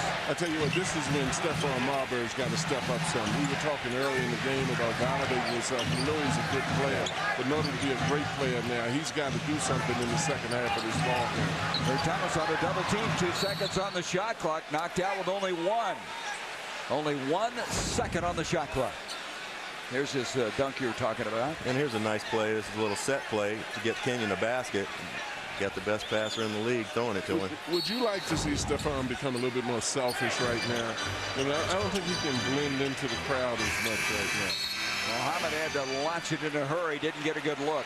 I'd like to see him wait a few more minutes. I'd like to see him wait till keep his team right where they are. And I don't know that there's a better fourth quarter player when he needs to be than Stephon Marbury in the league. But the last 2 games he hadn't needed to be because he hadn't scored in the second half. You can see Stephon 4 of 13 from the field. Here is Jason Collins a little bit off balance. Good defense by Kurt Thomas, but he got it back. And here is Kidd. Dumps it off to Kittles. Approaching 5 minutes to go here in the third. Jefferson feeds Kittles. Kittles moving off the ball so well. See, that came as a result of the Knicks letting the Nets get 2 offensive rebounds. Why play defense? Defense stops once you get possession of the ball, not once a guy shoots. Marbury weaves in and doesn't get a top break on the shot. Out it comes to Kittles. 3 on 3. Kittles will pull up for 3, and right now the Nets on one of those patented surges that they're famous for. That's a backbreaker right there. That's exactly right. The defensive breakdown on one end, a contested layup on the other end, and then a 3-point basket. And it's amazing how something like that starts by letting the Nets get 2 offensive rebounds.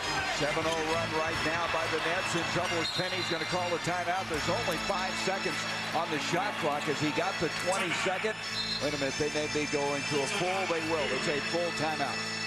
Good heady play by Penny there. He lost his balance, and it's about the best thing that he could have hoped for in that situation. You know, but just somehow I just hate to see a guy use a timeout in a situation like that, and everybody does it now.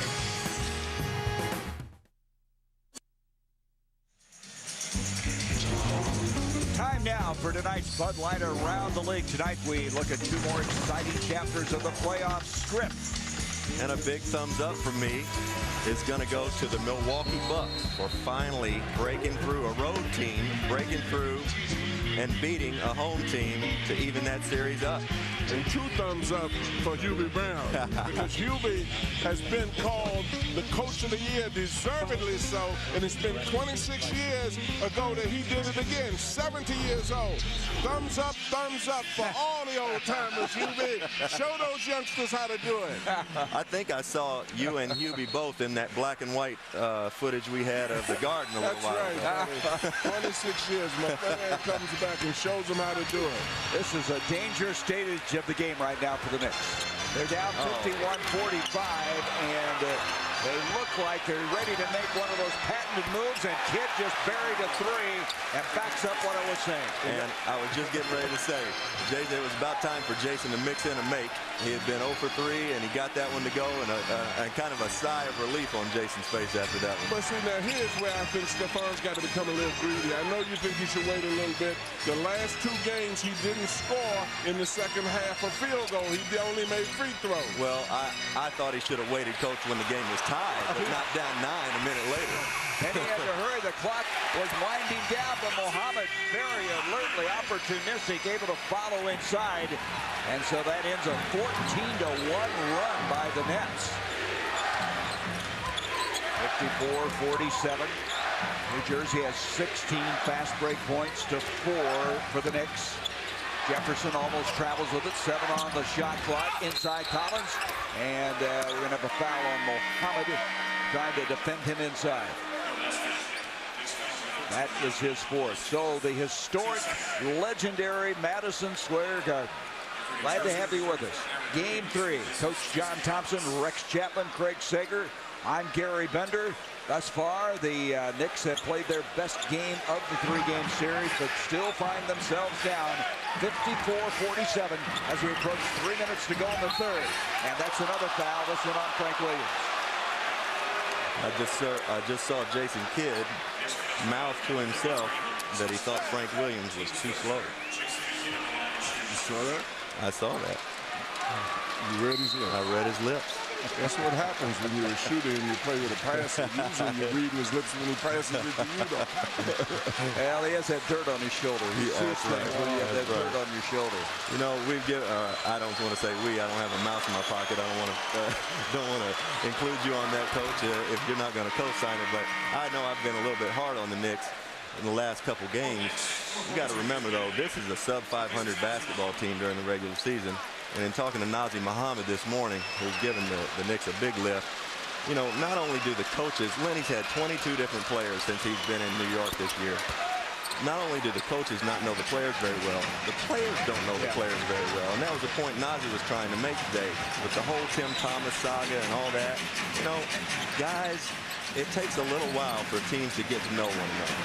Frank Williams with the 3, and boy, did the Knicks need that. Big basket. Point game as Williams has a funny-looking shot, doesn't he? He doesn't extend his arms, but he released it. 2:40 left to go in the third. Kidd backing in on Marbury. Now it comes into Jefferson. 10 on the shot clock. A switch out now. Kidd with another 3. And as we said, Jason's uncanny in that he can dominate a game without scoring, or he can be missing shots and make big baskets when he needs to. And you call that a whole lot of stomach, too, because he can sense the moment when his team needs it. And Williams has hit back-to-back 3. And Frank Williams got a little setter, but he's got some confidence right now, Coach. Got a little moxie in him. I like him early defensively. Now he's getting aggressive offensively. It's a great word, moxie, and that's what Frank Williams has. Now they switch. They have a mismatch. Jefferson on Williams, and Williams going to commit the foul. And you know what that is right there? That's an offensive flop, and that's a veteran move that Richard Jefferson did. That's something that's beautiful. And he sensed that he had a younger player on him and just flailed a la Reggie Miller. Heady play. Jason Kidd has the last 8 points for New Jersey. That was the 4th foul on Frank Williams. Jefferson taking Williams inside and stroking it beautifully. Jefferson with 15 points. 61-53 as a minute and a half to go here as they're going to trap the ball now. Marbury throws it out of the trap to Penny Hardaway.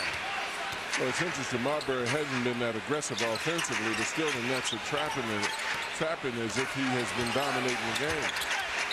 And there's Penny going on the baseline. Aaron Williams runs into it and commits a foul. You know, New Jersey started out the quarter, guys, shooting 1 of 8. They've hit 7 of their last 8 shots, and it's been Jason Kidd primarily. I like the demeanor of this New Jersey Nets team right now. You know, they've kind of had their backs to the wall most of the game, not playing their best game right now, but credit to New York Knicks with that. But New Jersey's not got rattled, and they've got a calm, cool demeanor and a tough demeanor right now, Coach. Let's take a look at the front court of New York. Coach Thompson, go ahead. Well, when you're looking at this, New York, the thing that they've done well is Mohammed going into the basket strong. That time he just leaks in off of a penetration, gets it. Tim Thomas right here shoots the jump shot. Kurt Thomas. Both of those guys were early factors. Kurt Thomas and both Mohammeds were big factors. The thing that I'm concerned with the Knicks is that they flow so emotionally with their confidence. If things are going well, everybody's happy, everybody's playing well, but they can't go against the tide emotionally. They have been playing well. This game is still in great situation for them, but now you look at the facial expressions of some of their players now, and they don't have that same energy in them that they had earlier. I agree with you, Coach. It's like their confidence ebbs and flows with each missed shot, you know, each made shot. Okay, Frank Williams is playing with some confidence. He's hit 2 threes. He doesn't get the left-handed shot. Tries to dig it out. Kenyon Martin deflected to Kittles. Good hustle by Frank Williams after the missed shot. Here's the lead, Aaron Williams.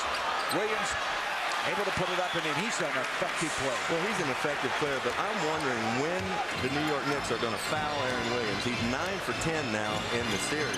90%. Yeah. And put that man on the free throw line. He's 8 of 9 previous to tonight. This is the biggest lead of the game now for the Nets. Off it comes to Kittles, Jefferson, and that's what they do well. I don't know what you say about that. I know what you say. You say beautiful. And this is the thing that the Nets can do so well is hit you in spurts and take advantage of your being down on yourselves the way the Knicks are right now. You heard that booing. Kenyon Martin doing a lot of posing, posturing after that play. The crowd didn't like it all that much. Penny Hardaway able to score at the other end. That ends a 25-9 run by New Jersey. They were up by 10. Tough shot by Penny. So Kenyon Martin uses his emotion now in a very positive way. In the past, that was not the example. But just a moment ago, he had this crowd. They were after him. Kidd with 3 on the shot clock, 2 with 1, and the shot clock has expired. There's 4.3 seconds left in the quarter. That's good defense by the Knicks, and you won't see Jason Kidd do that very often, but very good defense by Penny Hardaway that time.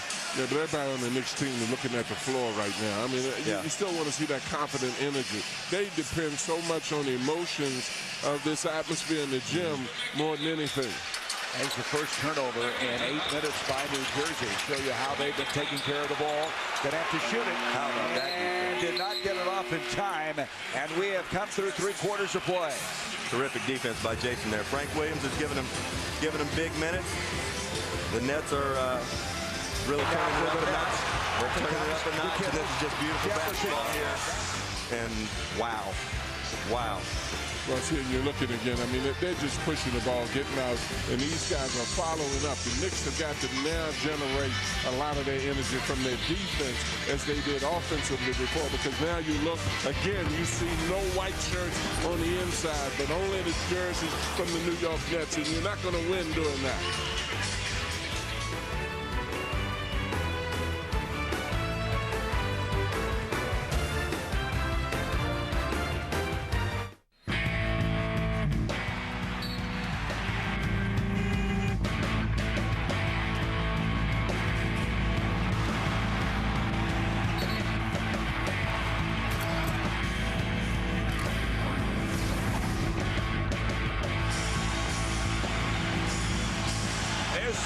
Is rocking. There's Kansas. He was up and cheering a while ago. The Knicks fans trying somehow desperately to cheer on the Knicks to their first win in Game 3. The venue is shifted, and this is the closest the Knicks have been at this stage of this playoff series thus far. Down by 10 as we start the 4th, and then Kenyon Martin easily hammers it home. That's just too easy. Just too easy. This is the 4th quarter of Game 3, and you're in a dogfight, and you just give up an uncontested dunk right off the bat to start the 4th quarter. John, you touched on this about Marbury. He still has not scored a field goal in the second half of any of these 3 games. Still looking for his first field goal in this one as well. Well, and why that's particularly bad is because you've got Houston on the bench and Tim Thomas on the bench, and Steph's got to make some mistakes. Now, right now, the Nets are taking it to him. I mean, even if he's not playing well, he's got to go get the ball and take over. Even if he's taking bad shots, he's got to initiate it. He's got to do something now. Yeah. There he goes. Right on cue. You said Williams commits a foul. Right on cue, Coach. And here we go. And this is the 20th point now, fast break point of the game. 9 in this half. And they just leave. They just leave and leave the basket. That's just, that's either... Well, you go That's not communicating with one another. Exactly. It's not good team defense. Yeah. You go over and help, then the opposite guard's got to drop back and cover under the basket and prevent that. You anticipate a penetration in the pitch under the basket. If they pitch it deep, it's a totally different issue. Let's go to Craig Sager. Craig? Well, we've been talking about Stephon Marbury being more aggressive. That's exactly what Lenny Wilkins told him the last time out. He thought he was doing a good job earlier in the game being patient, letting things come to him, but he said, Steph, you have to attack. It doesn't mean jacking up threes, but you have to be aggressive. We have to attack this team. And that's exactly where Marbury's going to have to go, because They have got to get a big game out of this fourth quarter from him, or this is over. We'll be down 0-3. As Kenyon Martin on the floor, Jefferson coming back the other way to the trailing kid, and they may have overpassed that one. Yeah. It'll go over to the Knicks. Tough pass to catch. Jason put a little too much on it, but you know, this is playing to the Nets' strength right now. The pace of this game, and New York is about a jump shot, a three-point shot by the Nets from being knocked out of this game. When you look at this series, 24 fast break points the first game, 20 game 2, and 20 tonight. It's amazing how they run it, and there's Marbury finally gets that field goal. Well, and that's what he has to do. I mean, you don't want him to take bad shots, but at least be more aggressive. I said earlier, even if he took bad shots, that's not correct. But at least be the leader that he's got to be. It's not as if Steph doesn't have the ability. He does have the ability. Now he's got to really get out and initiate some offense. I think he does have. I think he does have to take shots, and even if he throws up a couple bad shots or questionable shots in this quarter, he's got to get himself involved and give his team a puncher's chance by the end of the game. Well, particularly when you got Alvin Houston and Tim Thomas. These guys are looking for him now to give them confidence in the spark that Jason Kidd is giving his team. Stephon moves in aggressively, attacking, as you said. Kittles picks up the foul. Stephon for the game has 11 points. Yeah, it's going to be the third on Kittles. I'd like to see Steph continue to just go forward with the ball, not settle for jump shots, but put the pressure on the defense, put the pressure on Kerry Kittles and Jason Kidd. Make them play defense right now. He's tough. He's a tough cover. Sweetney will kick it back out to Marbury. Thought about a three. Dumps it over to Penny. 4 seconds on the shot clock, and we're going to have a blocking foul on Jason Kidd. Penny Hardaway running into Kidd. They'll take it side out, a non-shooting foul. Second foul on Jason Kidd. Well, and the thing you like, even when Steph is getting the ball, he's going to the basket attacking. Now they're picking and rolling. Now they're looking to drive. So at least they're coming out with something. It may be a little too late, though. They have 9:30 left in this game, down 69-58. They at one time led in this game 44-40. Here is Marbury on a floater. Mohammed tried to keep it alive, and it's going to be off the nets. Steph can make those shots. He's got a variety of shots. It's a tough shot, but he's made them in the past. He'll make them tonight. He keeps being aggressive.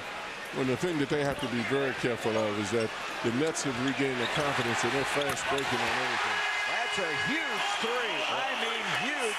It's an 8-point game. And that's a big shot. And I was over here shaking my head. No, no, no. I guess that's one of them, Coach. As a coach, what do you do? No, no, no. Yes, yes, yes.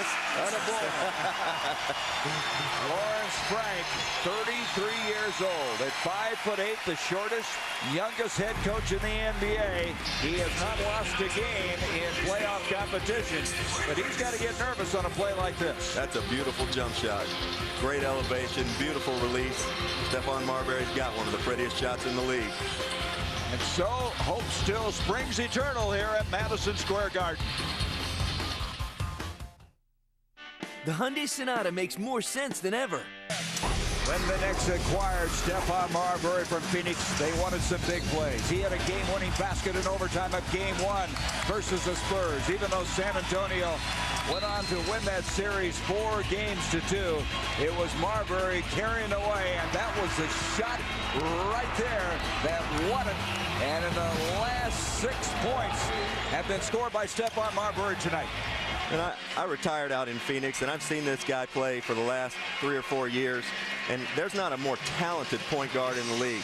And the one thing that I think I forget, and a lot of people forget, is this is still a very young man and a young point guard in this league, and he can get to where he wants to be. He's playing for a great coach in Lenny Wilkins and a great general manager in Isaiah Thomas. He's only 27 years old, and Lenny told us yesterday that he could not wait to work with Stephon in the offseason, get ready for next year. That ball batted away. They'll have 10 on the shot clock. So all of a sudden, Marbury has given the Knicks hope. And they're down by 8 with 9 minutes left here in the fourth quarter. Trying somehow to steal one here at the Garden and get back into this best-of-7 playoff series. Again from outside, got Penny up, and he'll go to the free throw line, and he has 3 free throws coming. I don't know if I like that. I don't know if I like that call. What do you think, Coach? I loved it. Well, by who? Which way? I loved it. I loved what Jason Kidd did. I mean, gave him a simple ball fake, went in and baited him on the foul. The official called it, but they've been consistent. But that wasn't his normal shot. He's leaning forward and shooting a little leaner from three-point range. No, I hear what you're saying. But in the same token, that's what I like about Jason Kidd.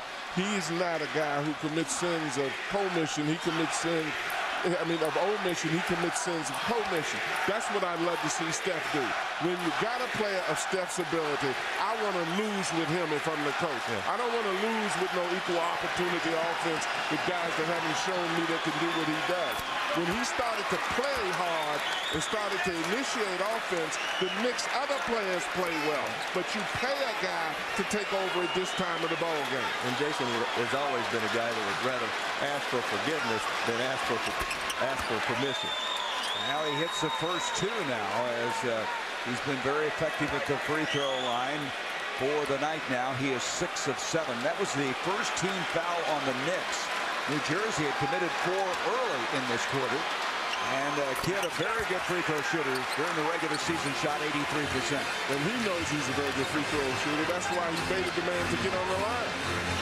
So now, momentarily, it has set the Knicks back. Let's see if they can recover. Sir Thomas backing in on Jefferson, and Thomas can't get it to go. Look at that rebound by Kenyon Martin. He has 10 rebounds. So after having 16 rebounds, a career high in the playoffs, and 12 in the first, he's picked up his 3rd straight game with double-figure digits in rebounds. Martin goes inside, and we're going to have a moving screen foul against Aaron Williams. May have almost tripped him on that play. And so that will be against Aaron Williams, his 5th foul. You know, he fouled out of the game the other night. He wasn't around very long. He played in that game only a total of 14 minutes and fouled out. Well, we got Rodney Rogers checking in for Aaron Williams right now. And it's going to be interesting to see who's going to chase Rodney around, because Rodney's got skills of a 3-man. Look at this. Long 3. Boy, had that gone down, this place would have gone nuts. Good rebound by Kurt Thomas. Yes, it was. Thomas digs it out, does the dirt work inside. Here's Marbury. Overshot that. Tough break on the shot. And the rebound is cleared by Kenyon Martin. Well, I like this stuff on Marbury a lot better. He might not be making the shots, but you got to go for it. Because when you got the guys sitting on the bench like Houston and Tim Thomas, you got to lead these guys offensively. Martin now dumps it into Rodney Rogers. Back out to Kidd. Kidd with a 3. And Rogers with a rebound. Just so they got a second chance. On the bottom of the knee. You've got to want that. If you play defense and you find yourself coming down the stretch, you're at home, you got to at least get a fingertip on that. Kidd goes inside, draws the crowd, and he'll go to the free throw line. What I don't like is that it didn't look like it hurt him enough, Coach, to give up a rebound like that. They just accept it. And they go through those emotional spans like this. I mean, you look at the penetration, he lays it up. Even though the foul was made, Kenyon Martin still was on the inside of the offensive board. You can't have a lot of spectators now. What you're talking about is absolutely true. You sense the moment and the sense of urgency in this moment, and you get ready to play now. Jason missed only his 2nd free throw. That wasn't a very good-looking free throw, was it? He was 7 of 8 before that. Remember when I mentioned earlier that Jason finally scored? Now he's picked it up. He's at 15 points for the night. He finds a way when he needs to get it done. That ball hit the backboard first. the one thing about him, though, is that he's so much responsible for so many other points scored by other players, too. Absolutely. And he led the NBA in assists back-to-back now, 5 times in his career, batted out. Knicks will have it with 16 to shoot. Crowd now kind of wondering if there's another surge left in the Knicks, as Terry Kittles is going to give Jason Kidd a breather. Going to give him a break for probably no more than a minute or 2 and try to get him back in where he can finish the game strong. Nazir Mohammed now having trouble with the ball. Kittles almost got it away from him. 10 on the shot clock. Penny Hardaway sees a little crevice, goes in, tries to hit the shot off the glass. Kenyon Martin with another rebound. I tell you, when Martin rebounds, it's over. I mean, just clear out, go to the other end of the floor. Now, when Jason Kidd is out of the game, there's no such thing as a fast break with the Nets. They're a different team, aren't they, John? Absolutely different. That was a mismatch, and usually they're gone on that. Rodney thought about a 3, dumps it into Kmart. He has a little jump hook, not there, and we're going to have a foul on Lucius Harris over the back. You know, Lucius Harris, they don't play a lot without Jason Kidd, but they played the last 14 or 15 games in the season without him, and Lucius Harris was big for them. He played point guard, and he's a natural two-guard. All right, let's go to Ernie Johnson in Atlanta. Ernie? All right, thank you, Gary. A Southwest game break, and there is the NBA's Coach of the Year, Hubie Brown, going over some last-minute details before his Memphis Grizzlies play the first playoff game ever at the Pyramid, hosting the champion San Antonio Spurs. It's Game 2 of our doubleheader. But first, unfinished business at the Garden. Back to you, Gary. Ernie, thank you. Well, the Coach of the Year would like to win his first game of the playoffs, and it'll be tough. The Spurs are playing such great defense. It'll be wild in Memphis tonight. The thing I love about Hubie is he loves the game for the sake of the game. He's a purist, one of the few guys that are still left in college or in pro ball who just love the game of basketball. Jefferson stepping out, trying to hit the shot. Rodney Rogers had a hand on it. Here comes Marbury. It's a 10-point game. 6.5 minutes left to go. The Knicks are very much in it. Here is Kurt Thomas from outside. That could have been a big shot as well. Kittle's on the move. Look at him fly. Jefferson traveled with the ball. Yeah, now they caught it. That was a late whistle, but they got it. It was a late whistle. Joey Crawford doesn't miss that one too often. Well, he doesn't, but what a difference a kid makes. Yeah. I mean, you don't see him in the ball game now, and they're not successfully completing one possession they didn't even run. That one they weren't able to complete. Well, you talk about somebody making everybody better around him. That's Jason Kidd, and this team is really missing him right now.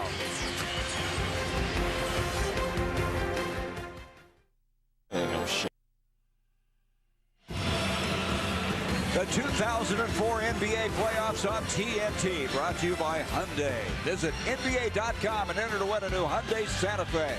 By Chili's. Want more flavor in your life? Come to Chili's. By America's dairy farmers and milk producers. And by Nike Basketball.com.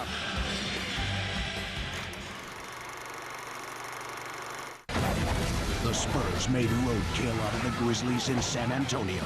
And now they must go to Memphis and try to tame them in their own den. Spurs Grizzlies following Game 1. Win or go home. Well, we have a good one here. It's a 10-point game, 6:19 left to go, and the Spurs and Grizzlies, Hubie Brown gets them in his place, the Pyramid. Greg Popovich, last year the Coach of the Year, the defending world champions, and a lot of people thought when David Robinson retired, they would get back to this, but they may be as good, Rex, as a year ago. They might be. We'll have to wait and see on that, but Rasho Nesterovic has come in and done a nice job for them, and they're a solid team. Great defenders. Here we come, Penny Hardaway getting some ball pressure from Richard Jefferson. Stephon Marbury sets it up now to Penny. Approaching the halfway point here in the fourth quarter. And it comes to Muhammad. Nice eye contact between Penny and Nazi. I was just getting ready to say, that's a big possession. It was a big possession before that basket went in, and much bigger now that it actually did go in. But nice play, nice heady play. Muhammad now has tied his series high with 16 points. He had 16 in Game 1. Rodney Rogers at the 3. And Rodney not stroking it tonight. He was 5 of 7 shooting in Game 2.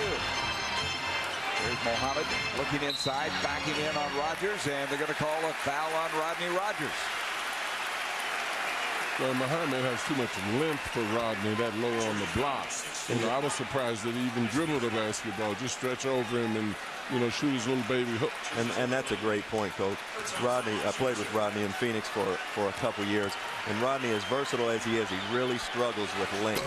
Rodney's not a long guy, a powerful guy and a versatile guy, but really struggles against any kind of length. And that's probably why Collins is coming back in the game right now. Coach Frank recognized that, and particularly this late in the ball game, he could not afford to let the Knicks try to take advantage of that. Kurt Thomas, an excellent free throw shooter, missed the first. He shot 84% in the regular season. 73, 66, 5:37 to go. You know, something we should look for here is Nazr Muhammad is hot. He's got a good lather going. Get a foul on Stephon Marbury. Fighting through that screen of Jefferson, they whistling. Scott Foster making the call. But I was saying, Najee Muhammad's got a good lather going, and Jason Collins has been sitting for about 30 minutes over there, and it's tough to come in. I'd like to see the Knicks come right back down and go to Najee in the post. That was Marbury's first foul. Here's Kidd going inside, trying to create. They have 8 to shoot. Kittles with the 3, and the rebound cleared by Jason Kidd. Kittles again, no, and being tipped up. Eventually digging it out is Muhammad, and I'll tell you, the Knicks were fortunate there. They escaped 2 bullets right there. And the crowd is into this. 5 to go. I think you got to go to Najee Muhammad on the box. Here's Marbury quickly with a 3. Boy, they were ready to erupt had that one gone in. See, and I like your idea. Go to Muhammad, and Muhammad come back out to stay. Make the defense react to you. Kidd now fights through another screen, and Kidd just goes on in. As he went around, he got Marbury rubbed off and went in, and now we got a late whistle on Stephon. Well, had that ball gone in, Joey Crawford, I don't think would have called anything. I think you're right. He waited to see, and I believe that's the right call, though. He may have got a little hand in the back right as he goes to shoot it. Second foul on Stephon. I don't see it from that angle. Do you? I don't see it either. I don't see it. But the thing that you said earlier about the Knicks players being new, 22 new players, that affects the rhythm of your team defense. That time, Jason Kidd went to the basket with no Knick from the weak side, rotating back to help on that. And that's not because Lenny hasn't taught it. It's a condition thing that you respond to. You can't respond if you haven't been there. You can see why Jason Kidd is done. He hit 1 free throw, got another coming. Did you push him in the back, Stephon? I tapped him. What are you touching? Did you push him in the back? Is it a contact game? Did you push him in the back, Stephon?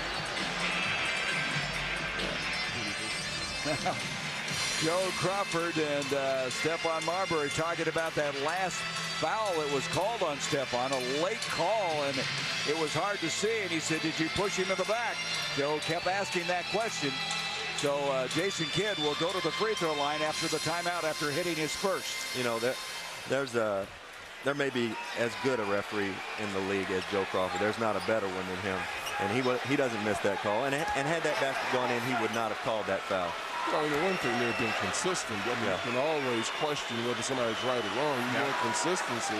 And these guys have been calling the game tight from the beginning to the end. He is now 10 of 12 from the free throw line. He's made more free throws than New York has. They used to call him Asen Kid because he had no J. Yeah. But he's still not a high percentage guy, but he makes big shots. Here's Hardaway, and that's a big shot. That's a 3. And it keeps the Knicks' hopes alive as it's a 7, make it a 6-point game with 4:22 to go. Some guys in this game shoot on stomach, and I think that Jason Kidd is one of those kind of guys. Penny Hardaway with 15 points. Richard Jefferson, they switch now. They have a mismatch with Marbury on Jefferson. Richard's got a mouse in the house.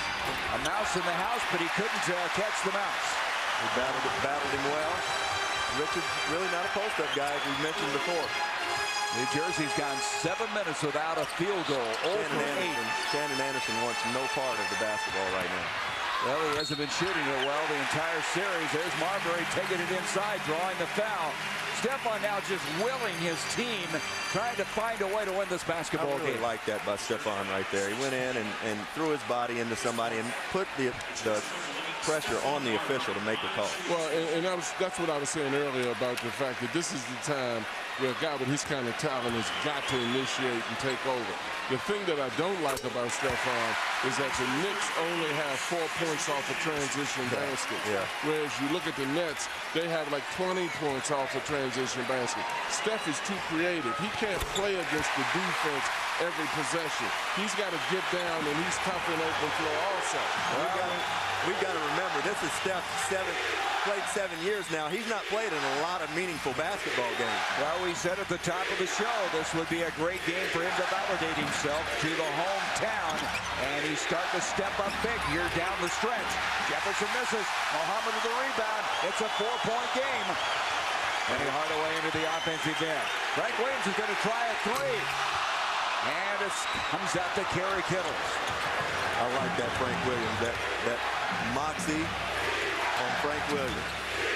I like that moxie when the ball goes in the basket. It's a lot more moxie there, right, John? You're not kidding.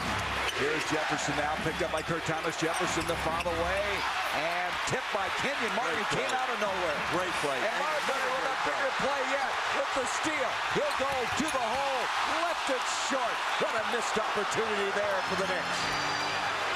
Great steal, couldn't finish. Terrific one-on-one encounter down there with Stephon Marbury and Jason Kidd. But he gets too few of them a game. You know, certainly he missed that, but that was my point earlier, that a guy with his kind of creativity shouldn't always have to play against the defense. He's got to come down and get a certain percentage of fast break baskets, but that's reflected in the fact that they've never really had this team together, and that's been his frustration with them, is that there's so many new parts that they can't get that going. My life. Let's check out tonight's Armor All spectacular finish. 1995 Eastern Conference semifinals. The Pacers against the Knicks. Game 1. Reggie Miller, who was spectacular, scoring 8 points in 32 seconds. One of the most remarkable finishes of the game as the Pacers led by the venerable veteran. And you talk about scoring points in bunches. He did that. When you talk about moxie, Reggie Miller has some moxie. Spectacular finish. Well, can we have a spectacular finish here? 75-71, 2:44 left to go. Right now, New York on a 10-2 run in the last 4 minutes and 50 seconds. And it comes to Kidd. Picked up by Williams, who's a lot of playing time here tonight. Kidd missed it. Kept outside. Tracked down by Kurt Thomas. And the Knicks could get closer. I like the fact that Lenny's trusting his young point guard here in Frank Williams. He's given him a lot of meaningful minutes in this game and giving him a chance to be in there at the end of the ball game. And he now trying to space it out. Gets it off to Marbury. Stephon with 16 points in the game. He'll clear out. Try a two. Bullseye. Big shot. Big shot. 10 points in the quarter for Marbury. And I think this is what Isaiah Thomas envisioned when he brought Stephon Marbury in here and made all these trades, is a Garden crowd buzzing like it's buzzing right now. Yeah, and he also envisioned Marbury getting out there and winning and losing with him, because he's got to now take over. Here's Kenyon just bullying his way in against Kurt Thomas. They're going to call the foul on Thomas. Let's go back to this last shot by Marbury. Well, Stephon Marbury gets a nice screen here. He comes off wide open, and like we said before, great elevation, and look at this Garden crowd. They're loving it right now. Kurt Thomas just picked up the foul. It's his fourth. That'll send Martin to the line. He is 0 for 1 from the line. That was way back in the first quarter. You know, I didn't like that call on Kurt Thomas right there. That's two guys that are just battling. Kurt wasn't giving any ground. Kenyon is battling. Nobody going anywhere. I think you let that play go. Now, Martin is not a good free throw shooter. He shot 68% in the regular season. Last year, 65%. He missed that. He's 0 for 2, and it's still a 2-point game. This next offensive possession for the Knicks is going to be extremely important. They've got to come away with a basketball foul on this next one. And he missed them both.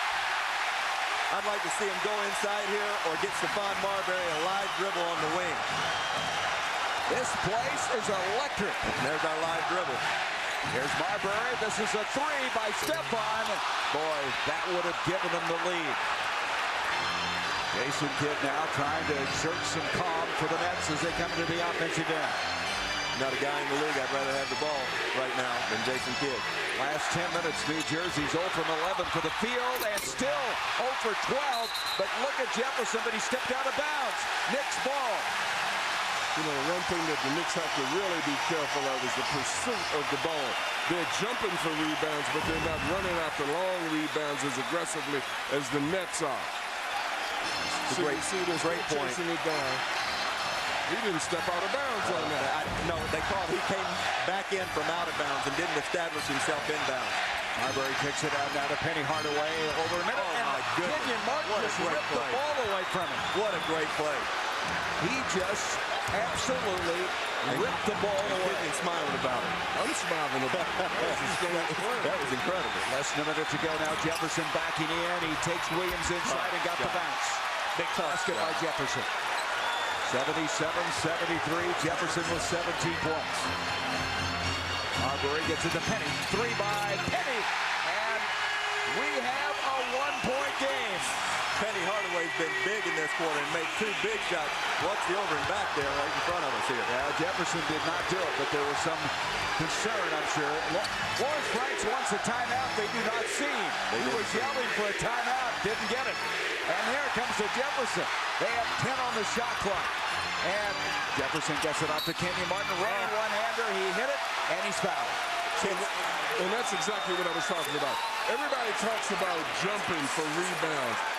It's more valuable the balls that are on the floor that you're running down, you're hustling, but particularly at this point of the game. They just out-hustled them for loose balls up. You're looking at this one. I was wondering whether this was a foul, but it sure didn't look good. Yeah. He just pulled that out of his hand. That was strange. There was a lot of body contact. Yeah, he mugged him there, but he pulled it off. Here's Martin at the line. The chance at a 3-point play. 25.9 seconds left. He is 0 for 3 from the line thus far. And he got that one, and the Knicks are going to call a timeout. You know, almost poetic justice that Kenyon Martin is the one that put a knife in the Knicks' back right now with all that's gone on in the media the last couple days regarding Tim Thomas and Kenyon. Well, that's the final timeout for the Knicks. And with 25.9 seconds left, they find themselves down in a desperate situation, down by 4. Listen, Doc, I really love her, but she definitely has commitment issues. She loves me, then she leaves me for 3 years, then she comes back to me. Now she can't make up her mind. Tim, are you connecting emotionally? I'm a pretty emotional guy, Doc. You know, come to think of it, I remember what she was like back in '83. What are you saying? You don't honestly think. I mean, the trophy has been with others. I'm not listening. La la la la la la la la. I can't hear you. La la la la la la la la. Cracked cranium, $10 copay. Southwest game breaker Ernie Johnson in Atlanta. Some nice moments before the game in Memphis as members of the San Antonio Spurs approaching Hubie Brown to congratulate him on his Coach of the Year award. The Grizzlies and Spurs coming up here on TNT, but it's crunch time in New York. Gary? All right, Ernie. Here's our Marines teamwork play of the game, and we've had a few here in Madison Square Garden. Smothered chicken right there. Jason Kidd on Frank Williams. Nobody better leading the break. Great basketball. Great finish. All right, guys, let's talk strategy here. Do you go for 2, down by 4? What happens? I think you got to go for 2. You want to put the ball in Stephon's hand. I would be afraid of giving it to somebody else because they'll probably deny him at this point. During the ordinary times of the game, you maybe can keep it out of his hand, but I want to get it in his hand because he has the ability to create with the ball right now. But no, you don't need a 3. If it comes up and you're not being contested, you take it, but you don't force up and throw up a crazy 3. I think here at home, you take this ball as hard as you can to the basket, put the onus on the officials to call something. Here's Marbury, thought about the 3, now gets it to Kurt Thomas. 20 seconds, gets it inside of Muhammad, that'll count, and they'll get an old-fashioned 3-point play. That's beautiful right there. That's beautiful basketball. And Kurt Thomas is not a playmaker like that, but he made a terrific pass to Nazr Muhammad, and what a man's move by Nazr. Well, he made a very good pass during that time, and I like their patience. They didn't panic. At first, I thought Steph was looking to throw up a 3. I did too. And that sort of scared me a little bit. So now it's a 2-point game. Muhammad tonight is 2 of 3 from the free throw line. That foul was on Kittles, his 4th. Well, where did that kid at the line go to school? At Kentucky, won 2 NCAA titles. You still claiming after he missed the free throw? Still claiming. All right, timeout now by the Nets. Big free throw miss. Yep. Well, and I think you can claim it in terms of how he played tonight. I can claim it. Very significant, as was Thomas was very significant in this game. But doesn't that really accentuate the fact of how important the little things? Yeah. That free throw right there was so significant for them. Well, we're going to look ahead while we take this break with 19 seconds left. You can see coming up next, Spurs, Grizzlies. Looking forward to that one. Friday at 7, the Pacers and Celtics. They'll have Ron Artest back. The Lakers now up 2-0 on the Houston Rockets. Then the TNT NBA tip-off presented by Gatorade. Heat at Hornets, Game 3. Pistons at Bucks on Game 3. Stephon Marbury has just been fabulous this fourth quarter. He's shown everyone why Isaiah Thomas wanted to bring him here. Isaiah's gotten out of him what he'd hoped for all season long, and I think that they're looking toward the future right now in hopes that Stephon Marbury can continue to take this organization to another level. Well, more importantly, he didn't lay back and hide. He jumped out and put his neck on the line, and that's what you get paid for, and that's why they call you a star. New Jersey has 1 timeout left. The Knicks have none. 19 seconds left in the game. Off it comes the Kid, and a reach-in foul by Williams. And you're sending a very good free throw shooter to the line. As we mentioned earlier, Kid is an 83% shooter. He's hit 10 of 12 tonight. Stopped the clock with about a second off. And here comes Kurt Thomas back into the game.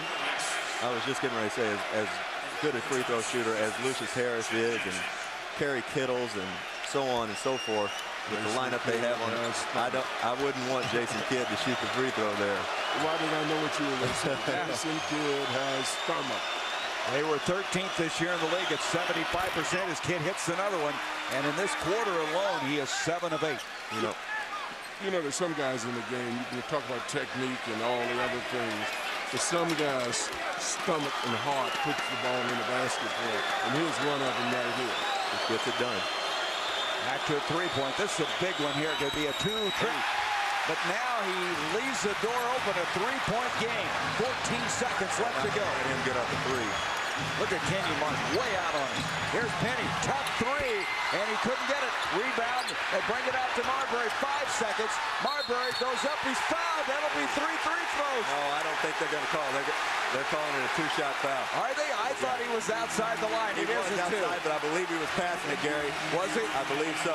Okay, so Martin commits a foul, so it'll be 2 free throws and not 3. Boy, that was close. And I don't think Lenny agreed with him. I don't either. He's trying to get this ball over here to Frank Williams. I see what you're saying. There was a pass, not a shot, because he was outside the line. Yeah, he was considerably outside the line, but he's trying to hook that pass over to Frank Williams. Not unless he was trying to throw a 3-point hook shot. Now Marbury's 3 of 4 from the line. He missed that one. So it's still a 3-point game with 3 seconds. Well, the Knicks right here, Steph's got to miss it, and they've got to bat it back outside the 3-point line. Got to miss it on purpose. Well, at least, you know, even if the Knicks lose this, I'm feeling a lot better with the fact that Steph did really become more aggressive offensively. He missed it, but Kenyon Martin rebounded it, and the Nets are going to go up 3 games tonight. Good game. Yes, very good game. Knicks showed a lot of heart coming back and competing like that tonight, but you got to credit the net. 81-78, the final. Best effort by the Knicks by far. And I know they'll want to fight the sweep coming Sunday on a Game 4. Let's go to Craig Sager. Craig? Well, the Nets win this game, 19 points each from Kenyon Martin and Jason Kidd. You've been just dominating these boards all 3 games. Why? Just trying to be a force down low, what we need, man. Trying to get all of them. You know what I'm saying? I see the ball, I'm going to get it. 0 for 3 in the first half. You came alive in that third quarter. You hit a 3 and kind of smiled. Is that a turning point for you in this game? Yeah, you know, I was a little sluggish in the first half. Everything was going against me, and I just stayed with it. My teammates kept confidence and telling me to be aggressive, and, you know, finally I made a couple shots. Down the stretch, you guys missed 9 games together. You guys feeling all right? Your health good? I feel great. You know, this is the best time of the year. I was struggling a little bit today, but hey, it doesn't matter, man. It's mind over matter. You know what I'm saying? Good players show up at this time. You got the injuries out. Hey, that's what I'm here to do. All right, thanks a lot, Gary. All right, Greg, the final. The Nets 81, the Knicks 78. TNT will continue all night with post-game reaction, interviews, and any news from tonight's action. For John Thompson, Rex Chapman, Craig Sager, I'm Gary Bender saying good night from Madison Square Garden. The NBA playoffs on TNT, your exclusive home once again to the Western Conference Finals.